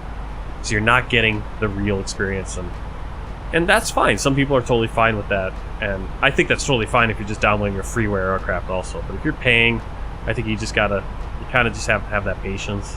I know it's hard, but at some point, there's going to be so many options. I mean, just go look at X-Plane. Go look at Prepare 3D. Look at how many payware aircraft there are available. You can buy, I think, almost any model plane that is, any airliner that's almost flying in the skies today. You can get it on X-Plane, or you can get it on Prepare 3D. You're going to have to shell out some money, but they're there. And I think within the next year we're going to start seeing that. There's some Embraers coming on the way. There's some more Airbuses coming. I mean, obviously the most excited, the biggest thing I'm looking forward to is the Airbus A380 from FlyByWire guys, because it's going to be free, and free is always good. I mean, free with quality is always good. I'm more of an Airbus flyer anyway, because I don't know where is what in a Boeing one. Yeah, it's gonna be wild if I haven't decided if I'm going to buy the PMDG 737, simply because I have the A320. The 737 and A320 are sort of the same. You know, they're the competitors. So do I really need to have those? I would rather get like a 777 or a 757 or something like that, right? A bigger plane in the Boeing variant. But it would be cool to get. I'd never done a PMDG. I like I said, I flew the Zibo all the time in X-Plane, and that was the 737, the Boeing. So I do know where everything is in the Boeing, but it's been over 2 years since I've flown it now, and I've now completely learned the Airbus. So it's going to be kind of interesting if I were to get that, having to kind of relearn. But I won't be going from scratch like I was with the Airbus. The Airbus is a whole different thing. I'm like, this doesn't make any sense to me. This is not at all like the Boeing. Whereas going back to the Boeing, at least I'll be like, okay, I remember how this works, or... Yeah.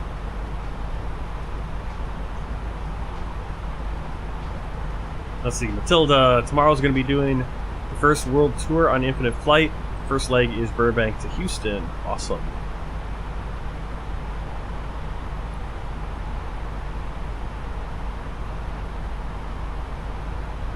I'm noticing a lot of flights out of Burbank.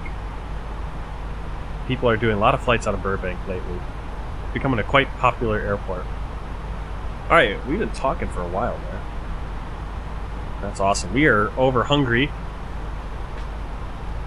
And before we get too far, whoops,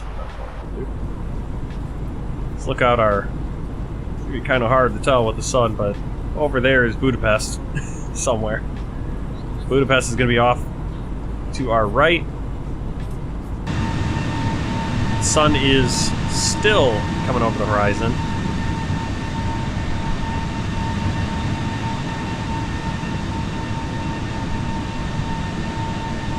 Let's figure out what city this is passing over. So this is Lake Balaton. And the city, I'm going to say, is Veszprém.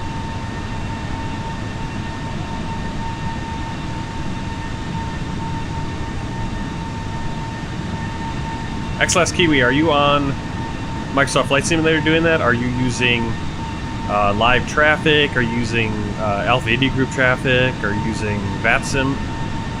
Yeah, because I flew out of Doha. That's Qatar, right? Yeah, it's Qatar. Yeah, when I flew out of there on this World Tour flight. So go, if you're out, you can go back on YouTube. You can go back and watch. You could go find my Doha flight, my flight out of Doha. Yeah, I think I was behind 6 other Qatar airlines leaving there, and that was with Alpha India Group traffic, which is AI offline. But it's real life flight plans. A few years old flight plans, obviously not the last few years again. Everything's kind of weird. But that was really cool being in that. And it's just like, wow, there's a lot of action going on here. And what airport did we have? I mean, there was decent stuff down at Sofia today, but what airport? We just flew it, and I think it was just yesterday. Zurich was pretty active. Let's see. But there was one I was surprised at. I think it might have been... I think it was Kosovo. Kosovo yesterday, or the other day. No, yeah, yesterday we flew Kosovo up to Zurich. And Kosovo, all the gates were full. There's not that many gates, but there was a lot of movement, a lot of traffic coming in, so that was interesting. I didn't expect that. Yeah, it's always fun to go into the bigger airports or the airports that just have traffic, and it's kind of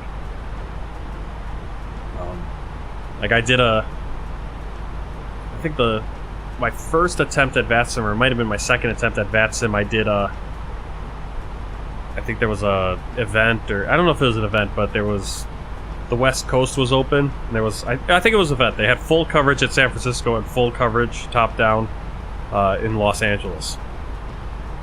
Now, by the time I got onto the runway to take off from San Francisco, though, the event ended, and so most of the controllers went offline at that point. But it was kind of fun hearing all the chatter and waiting in line to get to the runway, I guess.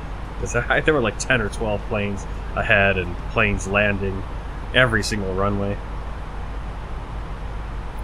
When I tried something out on the route I'm on today, the airway next to Kuwait was packed, which it also is in real life when you go to front radar. Cool.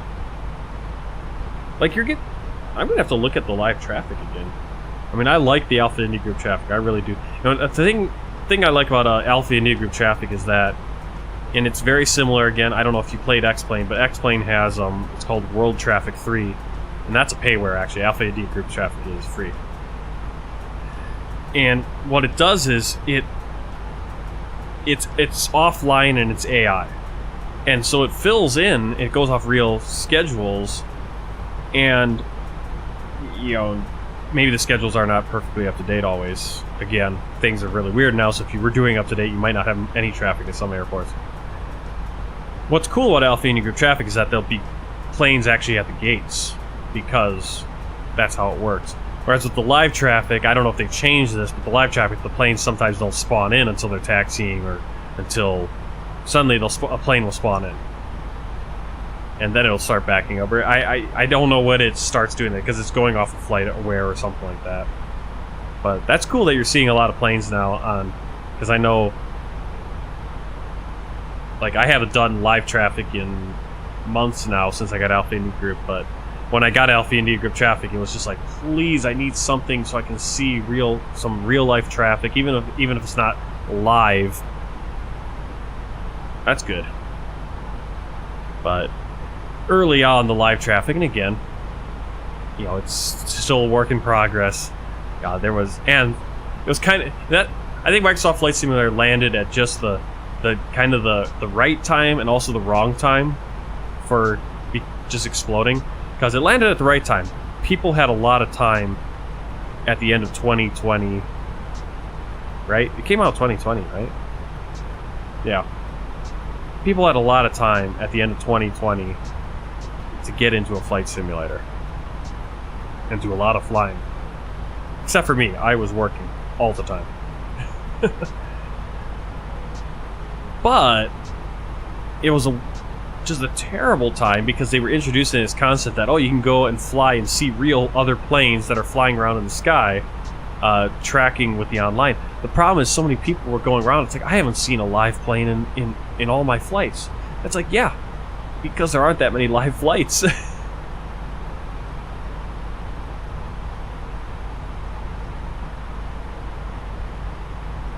let's see. Oh, okay, Matilda. My world tour is me flying to 163 airports across the world, multiple transcontinental flights. Yeah, that's. I'm same there, X Last Kiwi. I have no problem doing a 12-hour flight. I like doing them. It's always kind of cool to log that, but I don't know if I want to stream that, or at least as part of the world tour thing. And we're kind of, once we get over to the Western Hemisphere, there's going to be some long ones, which we haven't had in a while. But we're gonna go Iceland to Canada. That's gonna be a 4.5-hour flight, and then Chicago down to Mexico. It's gonna be over 3 hours, almost 4 hours from Mexico down to Colombia. Another, so I got a few long ones in there, what I consider long. Yeah, I used to do a few longer ones when we were down in Africa. I did a few longer ones, but I found with the streams, or I found when I was making the videos, like when I was doing the YouTube videos, I was like, well, I don't really want to have a 4-hour video, right? If I just want to have a flight. Now that I'm doing the streams and I'm almost streaming, when I do my streams, I kind of stream for 5 hours. Yeah, flight simmers are the only people flying out of the countries. If I'm streaming for 5 or 6 hours, I could do a 5-hour flight. So I'm a little bit more open to that. The problem is sometimes you don't want to just... with what I'm trying to do, I'm trying to land in every country. Does it make sense for me to do a flight from point A to point B and do a 7-hour flight, and then point B back to point C, which is right over here, which we kind of did here. I flew down to Kosovo, then I flew Kosovo back up to Switzerland, and then Switzerland back to Bulgaria, and then Bulgaria back up to Czechoslovakia. It's like, do we really need to do this bouncing around? We could just, there are some flights that would be much closer and much shorter, 20-minute flights. I don't really want to do a 20-minute flight though, because then you're spending more time setting the plane up than flying. Of course, once we get to the Caribbean, we're going to get back right into that sort of the same problem I was having a few weeks ago in Europe, where I'm getting all these sub-hour flights. Some of them are going to be like 10-15 minutes, but that's also because we're going to be doing a lot of that little island hopping. We're going to be flying in, and we're also going to be flying in a lot of different planes, hopefully, by that point. Some Cessna 208s,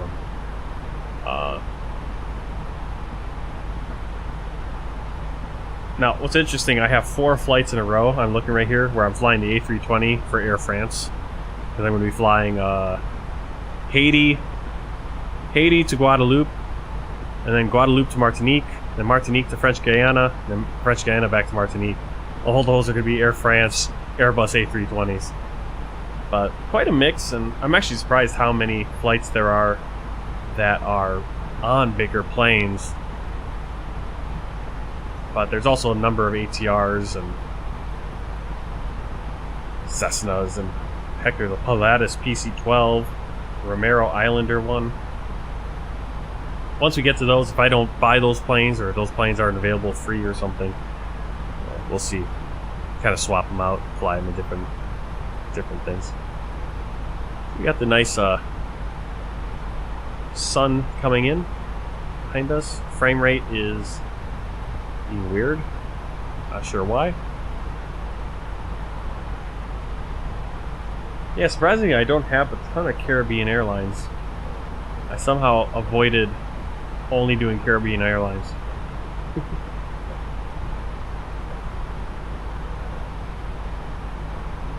Now I know there's one that I wanted to fly on, and now that I'm when I redid my plan, because I planned a whole bunch originally, and then I adjusted it because I wasn't liking how it was coming out, and then I lost some there was one of the airlines I really wanted to fly on, which I do have liveries for and everything.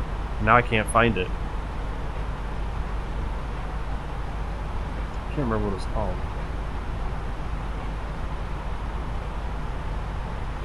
And instead I scheduled for an airline that I can't find a livery for. So we'll probably be, as always on these flights, not every flight's going to be 100% real accurate. Even coming up here, we got Austrian Airlines here. This is real. Czech Air is going to be, the next one's going to be a good real one. Air France Hop, next one. Montenegro Airlines, Ryanair, Wizz Air, Flynas, Norwegian, Nordica. Let's see, I'm going to get to one Air Leap, where I'm flying from A-Land to Sweden. And that's a very short flight, 17-minute flight. It's in the Saab 340. It's for Air Leap. I can't find an Air Leap livery for any plane. I don't even know what the Saab 340 is. I don't have that. So I'm probably going to be flying that. I might switch that to just fly a CRJ flight or something in a Finnair colors or something. And then we have a flight from the next flight. So we're going to have 2 flights on the same stream that are going to be not actually the real life flight. And we're going to do a flight from Sweden down to Slovakia to Bratislava. And it's on Air Explorer in the Boeing 737. I can't find an Air Explorer livery for anything. Obviously, I could request one, but it's kind of a short notice. Anyway, all my babbling here. We have... Let's see here. Vienna is somewhere over here. I think it's right there. Remember I said we were going to slice right between Vienna and Bratislava. Well, there's Vienna. Well, we will be coming back to Vienna soon. I don't know how soon, but we're going to be coming back there en route to getting to Liechtenstein. And I think right over there is Bratislava. As I mentioned, we're going to be coming down to Bratislava, and I'm going to fly to Bratislava. If there's not an Air Explorer livery created in the next few weeks, we'll be flying on. I'll probably go fly like Smart Wings or something, which is a Czech airline, but close enough, right? Yep. X-Last Kiwi just said that. Also between Vienna and Bratislava.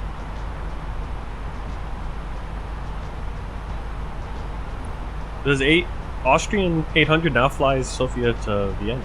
Did it change? Let's see. Flight aware. Yeah, that's sometimes that happens. That happens too. Like I might have. Well, because I use a mix of different websites to figure out like real life flights, and one of them is flights from, and I think those flights might be older and out of date sometimes. So sometimes I'll check them and compare them to like Flight Aware or Flight Radar 24. And sometimes I'll just keep the other flight still because it works, and I'm disappointed. I don't want to have to try to do more research to find the real. Let me see if I could. There's got to be. I know there's got to be a flight between. So let's see, Sofia to Prague. Let's see. Are there any flights between Sofia and Prague? Yeah. Okay. So I did do the. I did. What I might have done, you know what I might have done? It's either, I'm going to check this right now. Because the real life flight, when I do the flight finder, there's a bunch of Bulgaria Airs, but I just did a Bulgaria Air flight, and I wanted to kind of get an Austrian in here. Is that Austrian 800 flies from Sofia to Vienna, and then Austrian 705 flies from Vienna to Prague, so you'd have that switch, you'd have a one-stop. So let's see. Sofia. Let's see if this is what I did. I might have done this. Yeah. Huh. Yeah, I don't know why I did that. I must have just gone, you know what, I'm just going to make it Austrian, right? Because if I look on flightsfrom.com, it's got a Bulgaria Air flight and a Czech Air flight. Now, Flight Finder doesn't have that Czech Air flight. So I probably should have done the Czech Air flight. That would have been more realistic, obviously. But I think what it was is I wanted to get an Austrian Airlines flight in, because I like to fly in different colors. And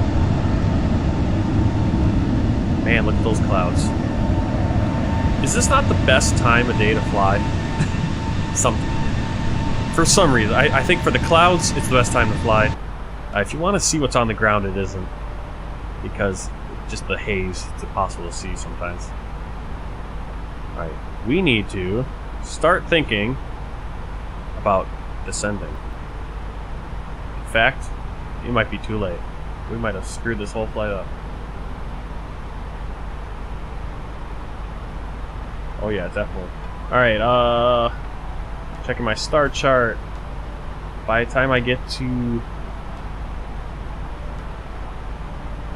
Let's see. I'm trying to find like a altitude I need to be at. Alright, 4,000.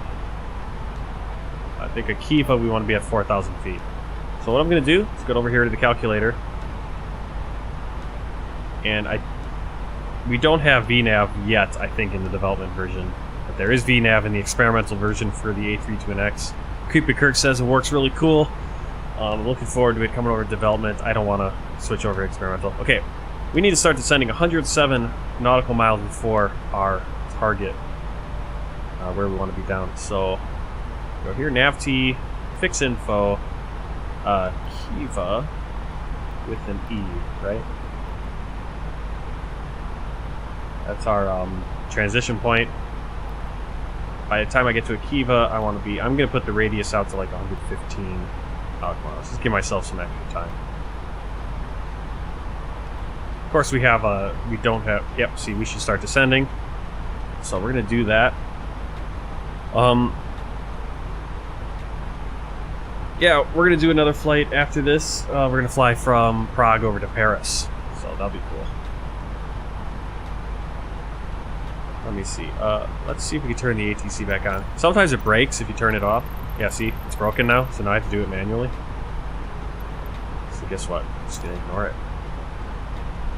The only thing I'm worried about is that they might be landing planes the opposite direction, which they sometimes do, from what the plan is. So let's check out medar.tap. Airport. Where are we flying to? Lima. What is it? I don't have it right in front of me. Lima Kilo Papa Romeo. Lima Kilo Papa Romeo.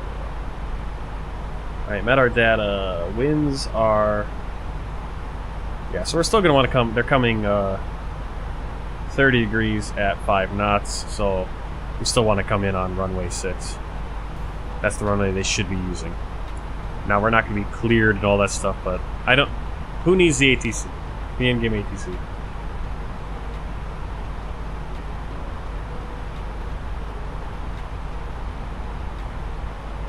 So let's start descending. Turn on the seatbelt signs.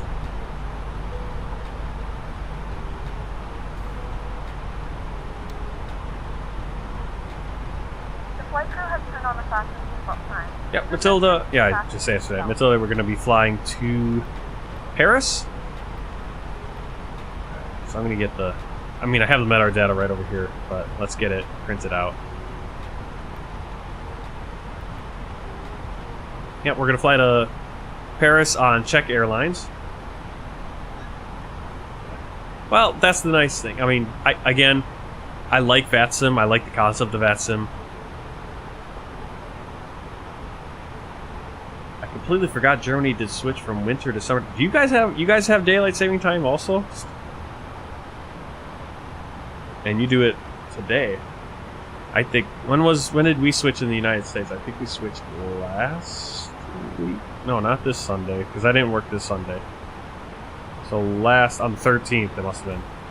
Because I worked on Saturday night into Sunday morning, and it was 1 o'clock, it was 1:59, and then suddenly it was 3 o'clock, and I'm like, yes! See, that was a good thing for me. I lost an hour of work. I mean, I don't think I got paid for that hour. So I only got 47 hours that week or whatever it was. Interesting. So you guys still do it?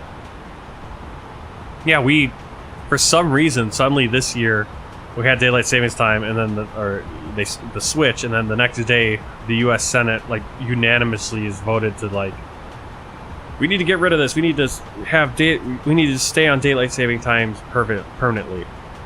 Which it's now a lot. You're seeing a lot of sleep experts coming out going well, if you're going to go permanently with something, you should go with standard time, because standard time is standard time. The daylight savings time is the weird one. When we switch to what we're doing right now in the summer, where we move our clocks ahead an hour, that's the odd thing, because we want to make the sun come up later and the sun stay up later. That's the strange thing. You're really throwing winter off then, because winter, so because standard time, I believe, is it's like when the sun is noon is when the sun is in the middle of the sky, right? Somehow, I don't know enough about it, but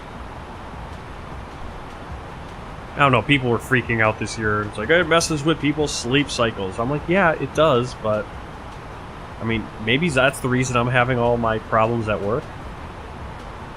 I don't know. I don't know how losing an hour... I get how losing an hour when you're sleeping sucks. I get that. But I don't know how losing an hour when I was awake screwed everything up. In fact, I was awake for one less hour then, because I went to bed still at the same time before. I don't know. Alright, constraints are on already. Man, look at those clouds. Oh, that's really cool. We got the sun and the moon. Same side of the sky. We can get in one shot. Pretty cool. So I was talking about we're going to have some clouds. Those clouds are down by Serbia. Maybe Volanta's radar is delayed, because where I'm at right now there is no cloud cover. Or maybe Volanta's radar is on the right time, and obviously flight simulator weather can be messed up. Doesn't matter to me, really. I don't care. I'm not in Prague, so I don't know what the weather is right now. It's kind of funny when I do a flight in Milwaukee and outside it's sunny, and in the sim it's miserable and raining, or vice versa. And now it's always really cool when the weather matches, and you're like, oh, awesome. That's how it should be. Alright, making a turn. Headed to Victor Lima Mike. Let's see, what is Victor Lima Mike? That is Vlasim. So it's a VOR for Vlasim. Okay. Usually the VORs are over an airport or something. This one's kind of just randomly. I don't see anything near it.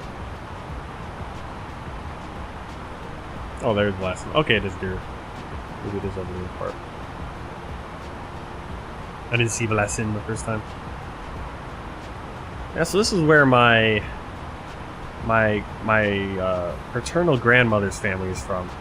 She's from Czechia, Czechoslovakia, or what is now the Czech Republic. It was very interesting when we moved up to Phillips, Wisconsin. We had never heard of Phillips. We moved up there, and then my grandma and my great aunt, you know, sisters, both my great aunts and my grandma, and then their brother, well, they would all come up to Phillips to go to the Czech Fest that's held in Phillips every year. And we're like, what? How did we never hear about this city before we moved here? And that's the thing about Phillips, Wisconsin. No one knows where it is. No one's ever heard of it until you mention it. Until you've heard of it. Once you've heard of it, you mention it to anyone else. Everyone else knows about Phillips, and everyone owns a cabin there. Everyone. Every single human being on the planet owns a cabin in Phillips, Wisconsin. Or maybe in Wisconsin. Maybe just every single person in Wisconsin. Unless Touch the Clouds and X-Last Kiwi and Matilda, you guys own cabins up there. I wouldn't be surprised. Seems like everyone does. Alright, I need to look at my minimums here. Alright, once we get to Vlasim, the minimum altitude until we get to Papa Romeo 723 is going to be 5,000 feet. So we're cleared. We're going to clear down to 5,000. Let's see. Next last Kiwi, we switched from 2 to 3 a.m.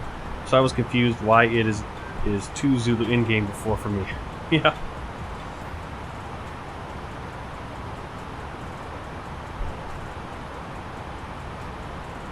Well, you're not going to know anything about Phillips. Phillips is a town of 1,000. When I lived there, it was 1,500. I'm trying to think what the exact population was on the sign, but about 1,500. Now my class, at my school, it's like our classes, my grade had 100 kids in it, so it's not like, now it's much smaller. Been steadily shrinking.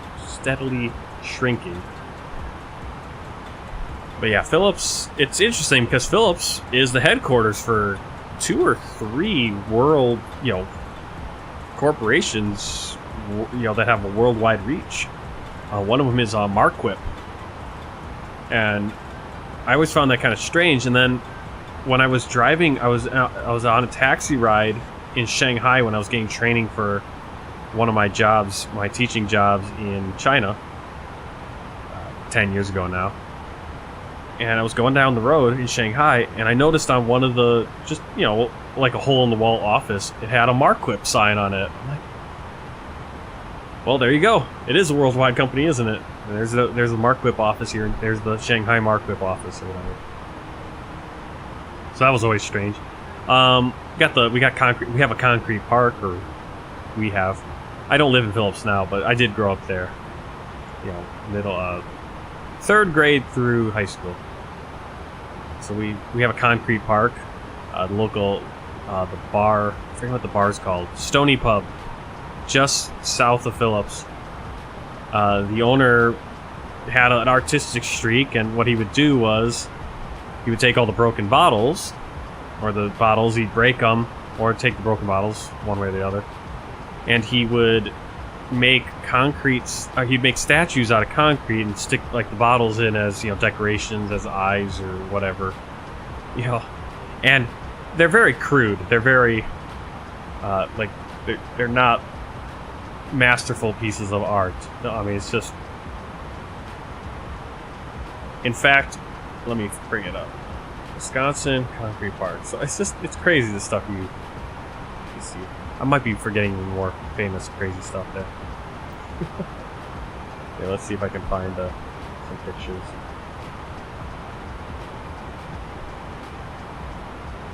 Philips, Price County Airport? Yeah. Well, they have the one runway, and then they added another runway because they actually had to add a longer runway and expand and have a longer runway there because of all the corporate jets flying in. Oh, the one Matilda mentioned. Okay. In Ushuaia? Is that what you're talking about? Southernmost city in South America. Really?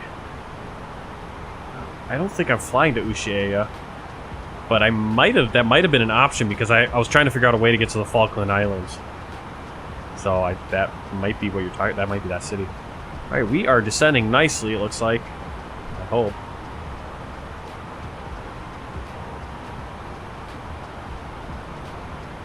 We'll put in that arrival information pretty soon. But since I mentioned the concrete park, I need to give you guys a look at the oddities. So there we go. So here you have I think that's supposed to be a deer or a moose or something. Probably a deer. A beer wagon. It's all made out of concrete. It's like concrete and then broken bottles and different stuff to. I mean, he's got. Who's this? This is. There you go, Lincoln. Abraham Lincoln and Mary Todd. I mean, it's just. It's so funny. What's this? The end of the road. I mean, it's creepy. But that's Philips. It's our pride and joy. Got some deer. Those are actually pretty decent, I think. All Wi-Fi related tasks and show any larger electronics. I don't know what that's supposed to be. A lion, I guess. Fred Smith. Yep, Fred Smith. Bartender / artist. Yeah, I'd use like those electric for the on the electrical or those are for like the telephone or telegraph lines. I'm not sure, but those you use those also for things.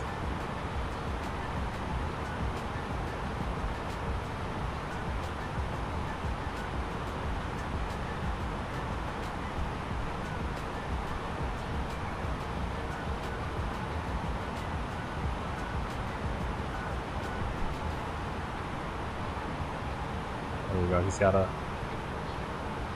Iwo Jima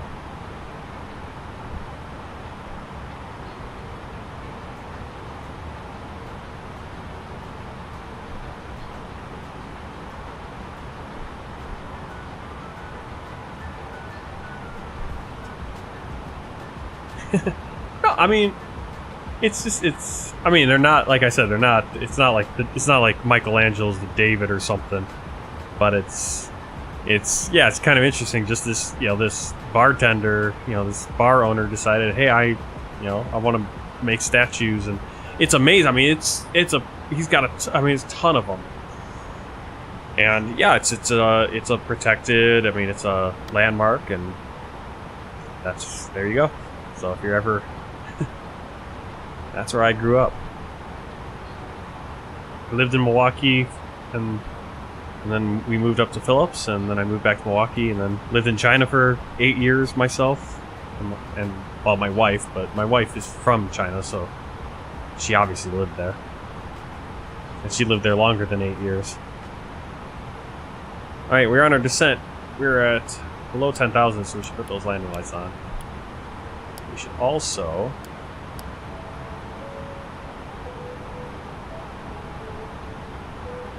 What's the transition? I should put that in. Let's see, 5,000. Okay, good. Still. Receive messages. Should be doing this earlier, but I was blabbing about Wisconsin Concrete Park. Performance page. Approach. Q&H, the magic ink. 1029er. Temperature 9 degrees. Winds 30 at 5 knots. Transition altitude 5,000. Minimum on the ILS today is going to be 1,402 feet. And that's 200 feet above the runway. So 1029 is what I need.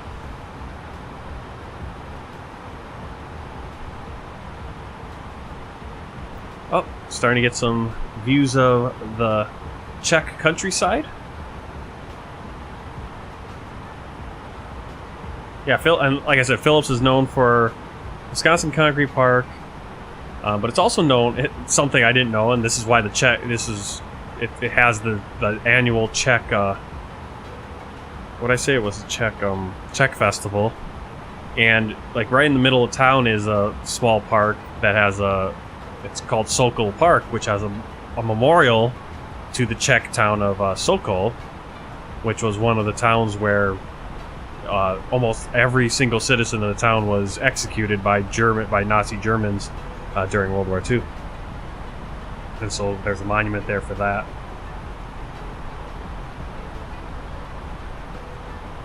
Alright, 5,000 feet. I think we actually can get down to 4,000. Yep. Star, let's go to 4,000. See, it's flashing.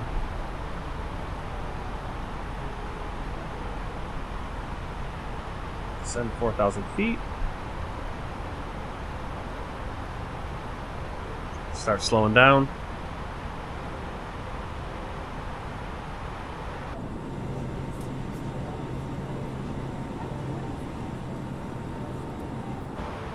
Well, touch the clouds.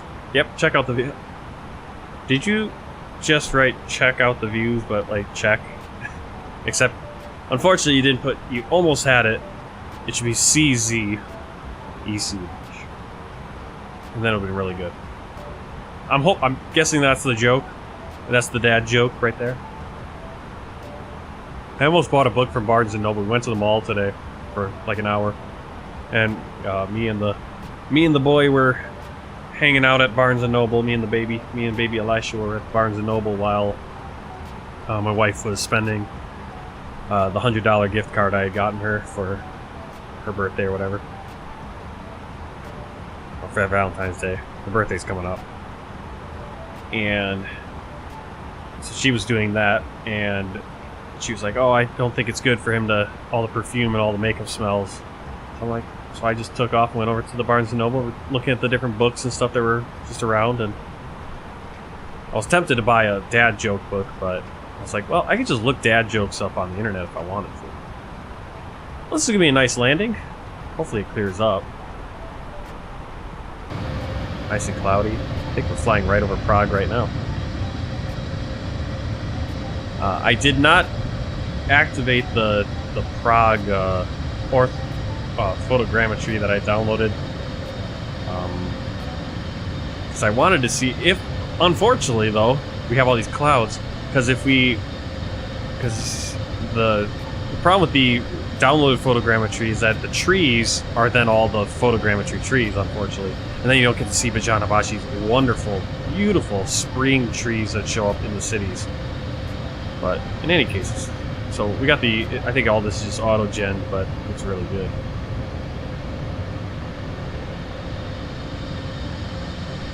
Fortunately, can't see much.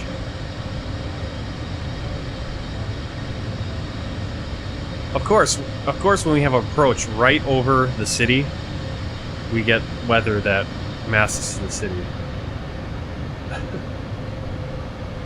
Martin, don't check my luggage because it's full of checks. Okay. Uh-oh. What's going on?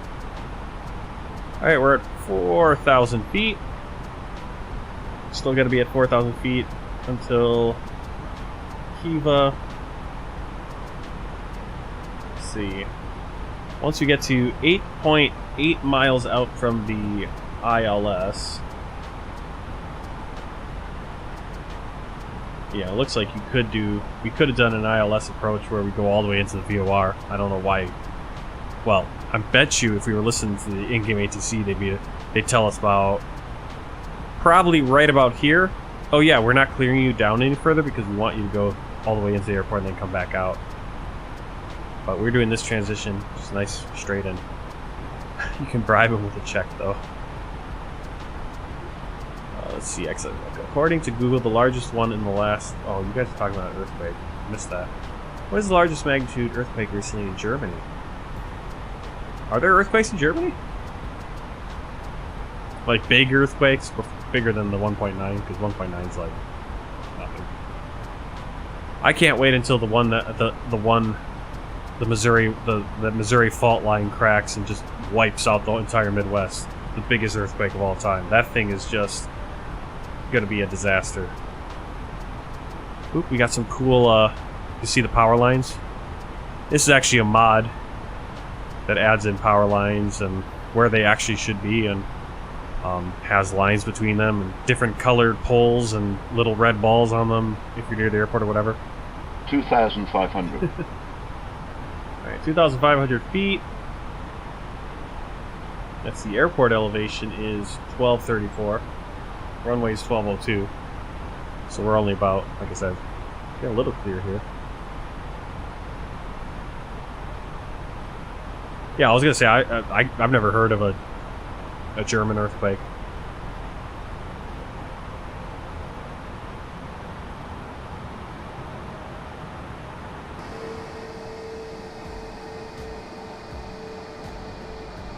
All right. Well, it's a, I mean, beautiful sights. It'd be nice to have seen Prague on our approach. I hope on our departure we get to see Prague.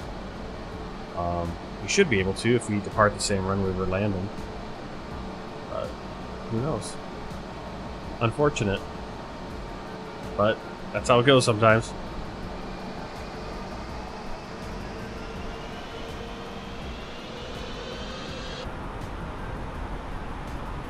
Alright, we're gonna go flaps 1. Now nothing moved, or it looks like nothing moved. I was a little confused. What's moving is actually this thing right here on the front. You can see it moving. So I need to remember when I do flaps 1, I need to go to this view, not the... I mean, this view you can see the other flap go down too. I should do that right now. There you go.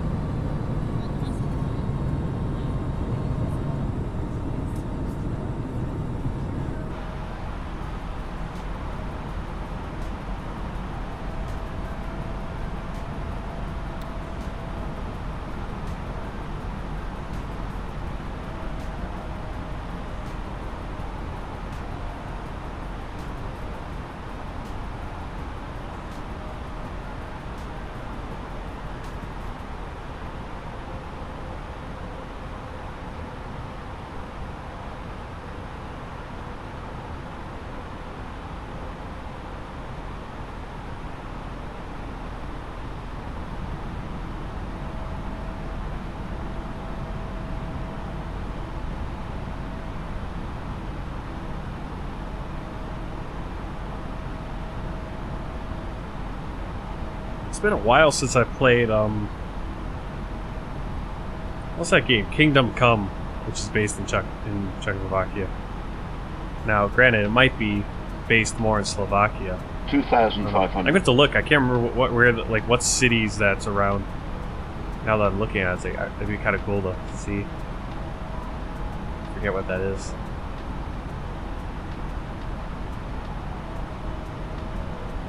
$2,500. Alright, once we make this turn to final, we'll deploy the landing gear.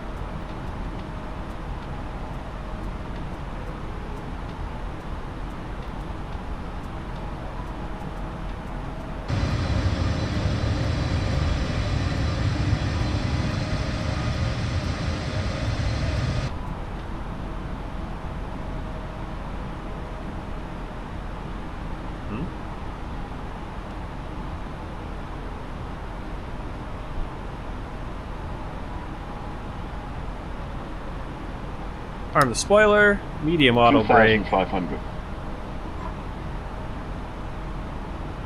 Make our turn.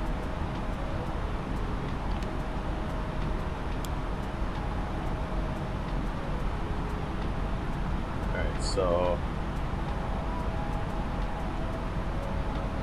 let's see, which ILS do we have? So it's going with, okay, 111.15. Okay, then there's another. They actually have two ILSs here. They have one for runway 24 as well, which is the opposite direction, I think. Right? 2,500. So I think once we get to about 8 point, well, we're going to be capturing the glide slope on its own, so we don't have to really worry about it. But if we get past 8.8 on the VOR, we'll actually be too far, because the VOR is a little bit closer than the ILS, I think. Oh no, it isn't. I got my butt. I'll say 8.8 is going to be 9.9 on the VOR, so once we get to 9.9, that's where it should start. 2,500. Capture that glide slope. Continue to slow down. Hit approach. And we're going to drop landing gear.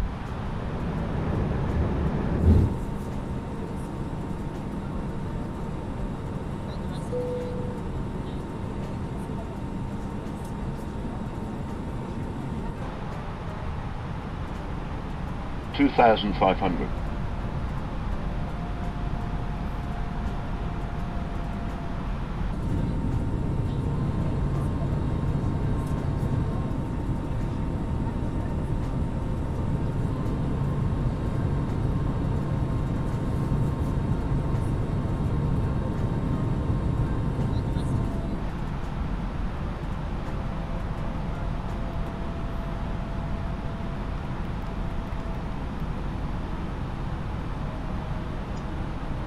Gross speed 131 knots.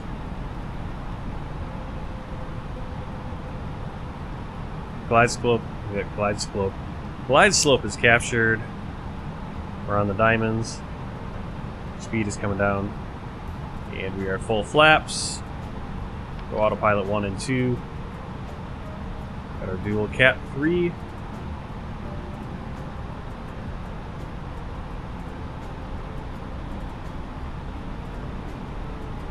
I can't remember if someone told me it's like Cat 1 is the worst or the best. I think best conditions are Cat 1, and then the higher the number gets, the worse the conditions are.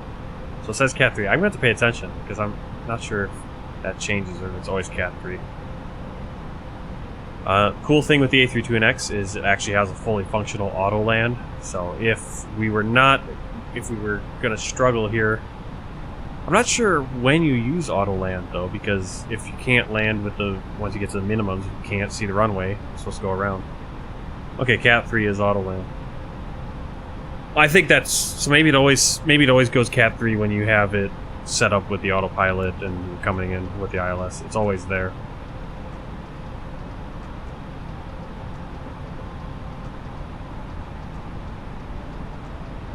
Have you watched Canada in Captain Mustache? He is good to watch and very funny at DCS and Flight Sim. Canada in Captain Mustache. What? I have not. No, I've watched Captain Canada. Watched Canada in Captain Mustache. Let's check it out.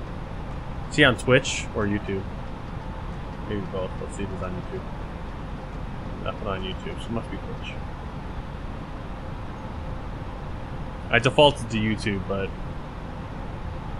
Twitch makes more sense. 1,000. Oh, I'll have to check him out. Well, Canadian. Yeah, you spelled Canadian wrong. That's why it says Canada in Captain Mustache. Canadian Captain Mustache. That makes more sense. See, you switch that I and the A and it makes it a whole different thing, right? Canada in Captain Mustache versus Canadian Captain Mustache. Alright, cabin check. Do I have my landing gear out? Am I ready to land? Alright, I'm gonna get my feet on the pedals. Too many pedals below me? 500. Oh, look at that. Weather, we're clear here, so I'm gonna...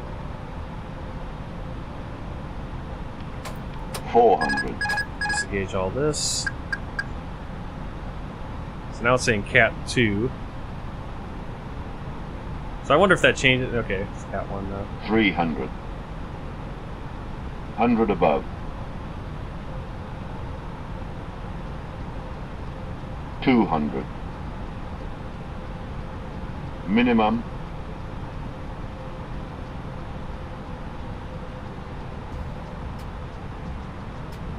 100. 50. 40. 30. 20. Retard. 5.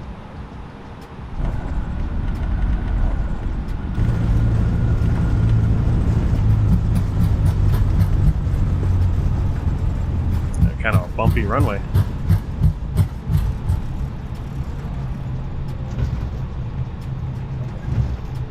I almost taxied off onto that runway right there. Or, assuming that's 24. Gentlemen, we have reached Alright, I think that was a good landing. Of course, the landings that feel good lately seems to... Like, last night I had a landing and it felt like butter. And then, when I got to look at it, it was like over 300 feet per minute. I'm like, why'd you guys say it was all butter?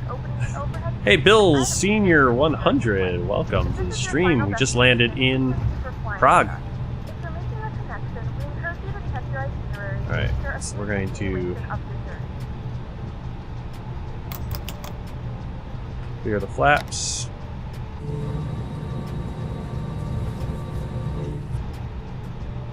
And let's clear all these lights. Now, landing lights off. Taxi light, strobe light, auto. AP master switch. TCAS Tara, weather radar, predicted wind shear. Going over to the terminal.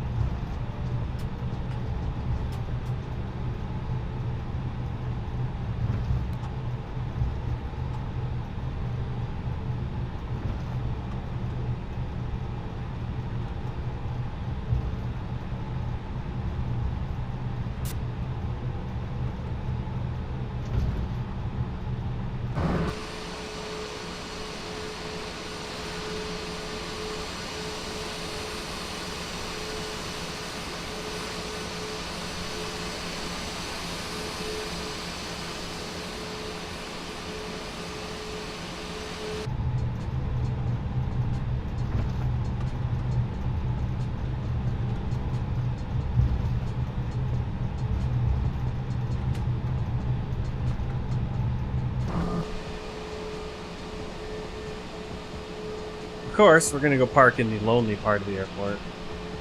See, we've got some terrain here. Actually, it's not the terrain doesn't make too. It's not. I mean, I guess you got some good drainage. Let's go park over here. Let's go park near a couple other planes. Here we just got this generic plane for some reason. Let's go park next to some other Czech. I think those are some Czech airlines.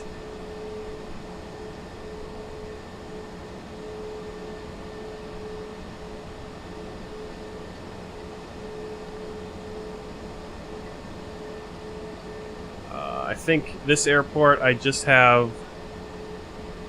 it's maybe some lighting fixes and some parking fixes. So that's weird. This one has a line. This one doesn't? Oh no, it does.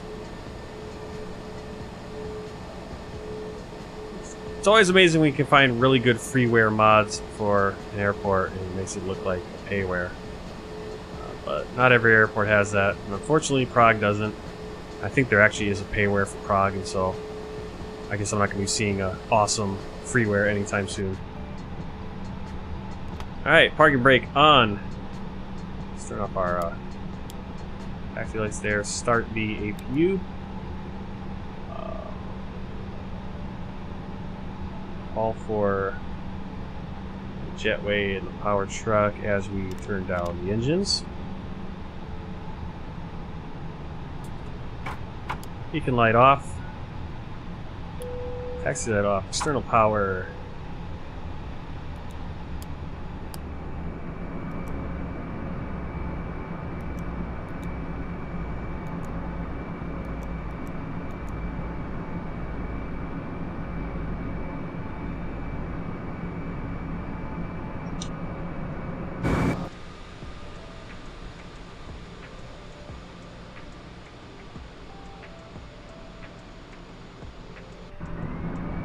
So we're going to turn off the seatbelt sign. Frame rates decided to bite it a little bit. And we're going to go in here. We can actually deboard through this plane as well, if you so wanted to. Now, of course I'm deboarding on Pack X, but if you want to deboard here, you don't have to go to 0. Let's say you have a 2-stop or 3-stop flight, you can actually deboard a few passengers or whatever, but we want them all to get off. So we want 0 passengers, start, so now they're going to, one by one, exit the plane, the weight's going to change. And you can actually do a turnaround then and have a new load come on if you wanted. Obviously we're going to have to reload the whole flight because we're going to be switching liveries and call signs and all that. So, while the passengers are deboarding,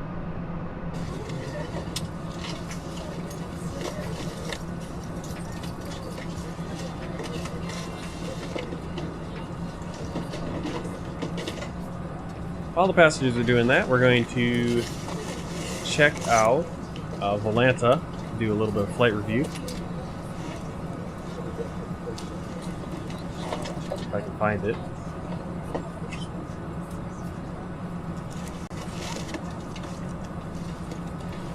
Alright, so we got Volanta, let's see. First person to arrive in Prague today. I find that hard to believe.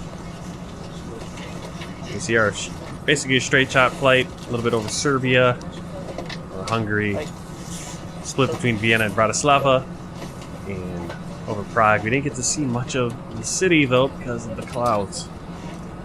So landing rate 247, that's not bad, sub 300, good. Landing G-force 1.05, landing speed a little bit below, quite a bit below where we should have been. Should have been about 126, I think. Fuel burn just under 3,500 kilos, 641 nautical miles, flight time, an hour 44. So the last few flights have been between about an hour 45, hour 50. Alright, we're going to close up this and open up the world map for our world tour.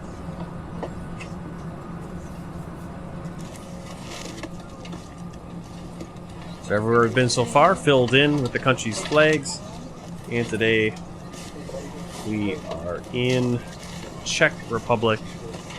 There it is. So next flight, we're going to basically fly across Germany. I'm not sure if we'll cross over Luxembourg, but we're going to be crossing Germany into France and land in Paris.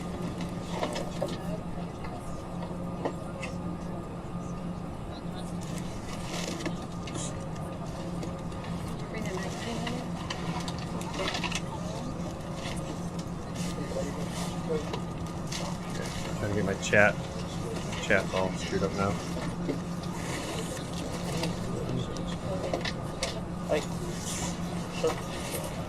Zoom a bit north of Baghdad when you're on the normal map.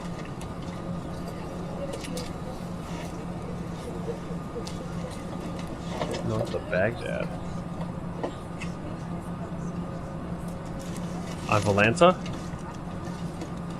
Oh, yeah, you're flying out of... That's a weird... Was that the... Oh, I guess that is your flight plan. Okay. I didn't... When you said over Baghdad, I'm like, why are you over Baghdad? But I guess, yeah, your flight is kind of going over Iraq, then over Turkey. So here, I'll show you guys what... Who's talking about right here.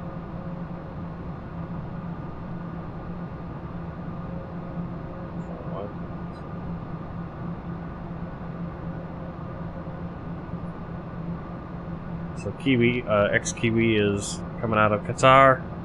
He's right over North Baghdad right now. He's going to be cutting across, going around Syria. So I guess probably that's what the point of the... I'm not sure. And probably avoiding Syria. Turkey and over to Sofia, where we just left. You see our flights kind of connect. That's pretty cool. Alright, passengers are deboarded, so we're gonna come over here, go on to bring PACX over as well, and the PACX flight. We had a non-compliant passenger at the beginning, very slightly ahead of schedule though, nonetheless. Satisfied overall opinion, 91%. Comments, I wish that guy was more chilled out earlier. Awesome. I'm totally telling my friends about this airline, and nothing better than a few mid-flight drinks. Yeah, we had that passenger. Ooh. Congratulations, you just earned the Silver Recovery Award. I earned a recovery award for dealing with an unruly passenger. Awesome. Let's see. Where's my awards pop up? Let's see.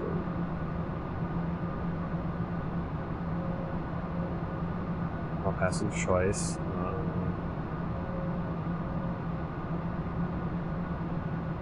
Yeah, why didn't I get... Oh, okay, so I've had 5 incidents. It's not there yet. Okay, so I've dealt with 5 incidents so far. Awesome. Interesting.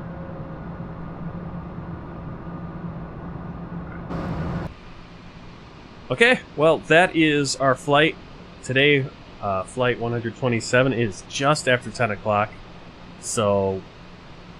Whoa, sorry. Let me transition back to the...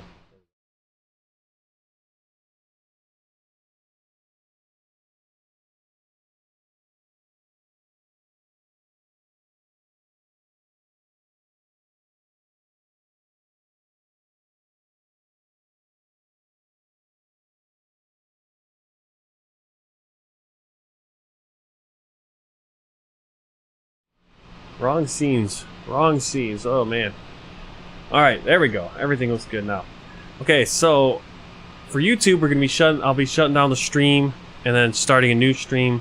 Let me pull the link for Flight 128 right now. And on Twitch, we'll go to Intermission. Some ads will run if you're not a subscriber. But then we'll be back, and should be back. I'm gonna say 10:30 at the latest. If you guys come back by 10:30, we should be going again. I might start getting the plane set up for the next flight a little earlier. Keep an eye out. But do all that good stuff. Get the next flight, sim brief, everything. Okay, so here is the link for the next stream. Ha, and you don't even remember them. What? I don't remember who.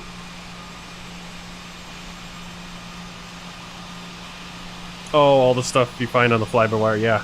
You find something new and then you forget about it and then you realize... There's a number of things, like the passenger thing, that one I just discovered or I just read about from FlyByWire recently, so... I was like, hey, I should do that. You don't need to do it.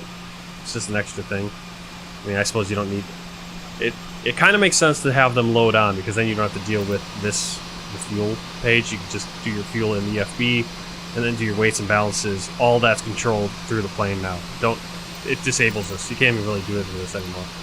It'll just default everything. So that's really cool. Alright, so I'm going to go to an intermission page for you guys on Twitch. The YouTube stream will end. Please leave the video a like over there, comment, share it with friends, all that stuff. Link for the next stream is right there. It's going to be Flight 128, Prague, Czech Republic to Paris, France. Alright, so here we go. Let's get that intermission page ready. And turn on some music. And I will see you at the most in 30 minutes, but it'll probably be sooner than that. Unless I have to do a couple diaper changes and do all kinds of other stuff. But 10:30, we're shooting for 10:30 to get that next flight going here in Prague and headed over to Paris. So I'll see you then. Hope to see you. Stick around. And yeah, exactly. Yep. Fuel, tug and stuff. Yeah, you can do the tug and stuff on the flypad as well, yep. But you can even do your weights and balances, your payload and everything, passengers. You don't have to do it through here anymore. Everything's just right in the plane. Oh, that's so nice that that other plane shut off its engine. Alright, here we go to intermission. I will see you at the latest 10:30. Alright? Hope to see you there.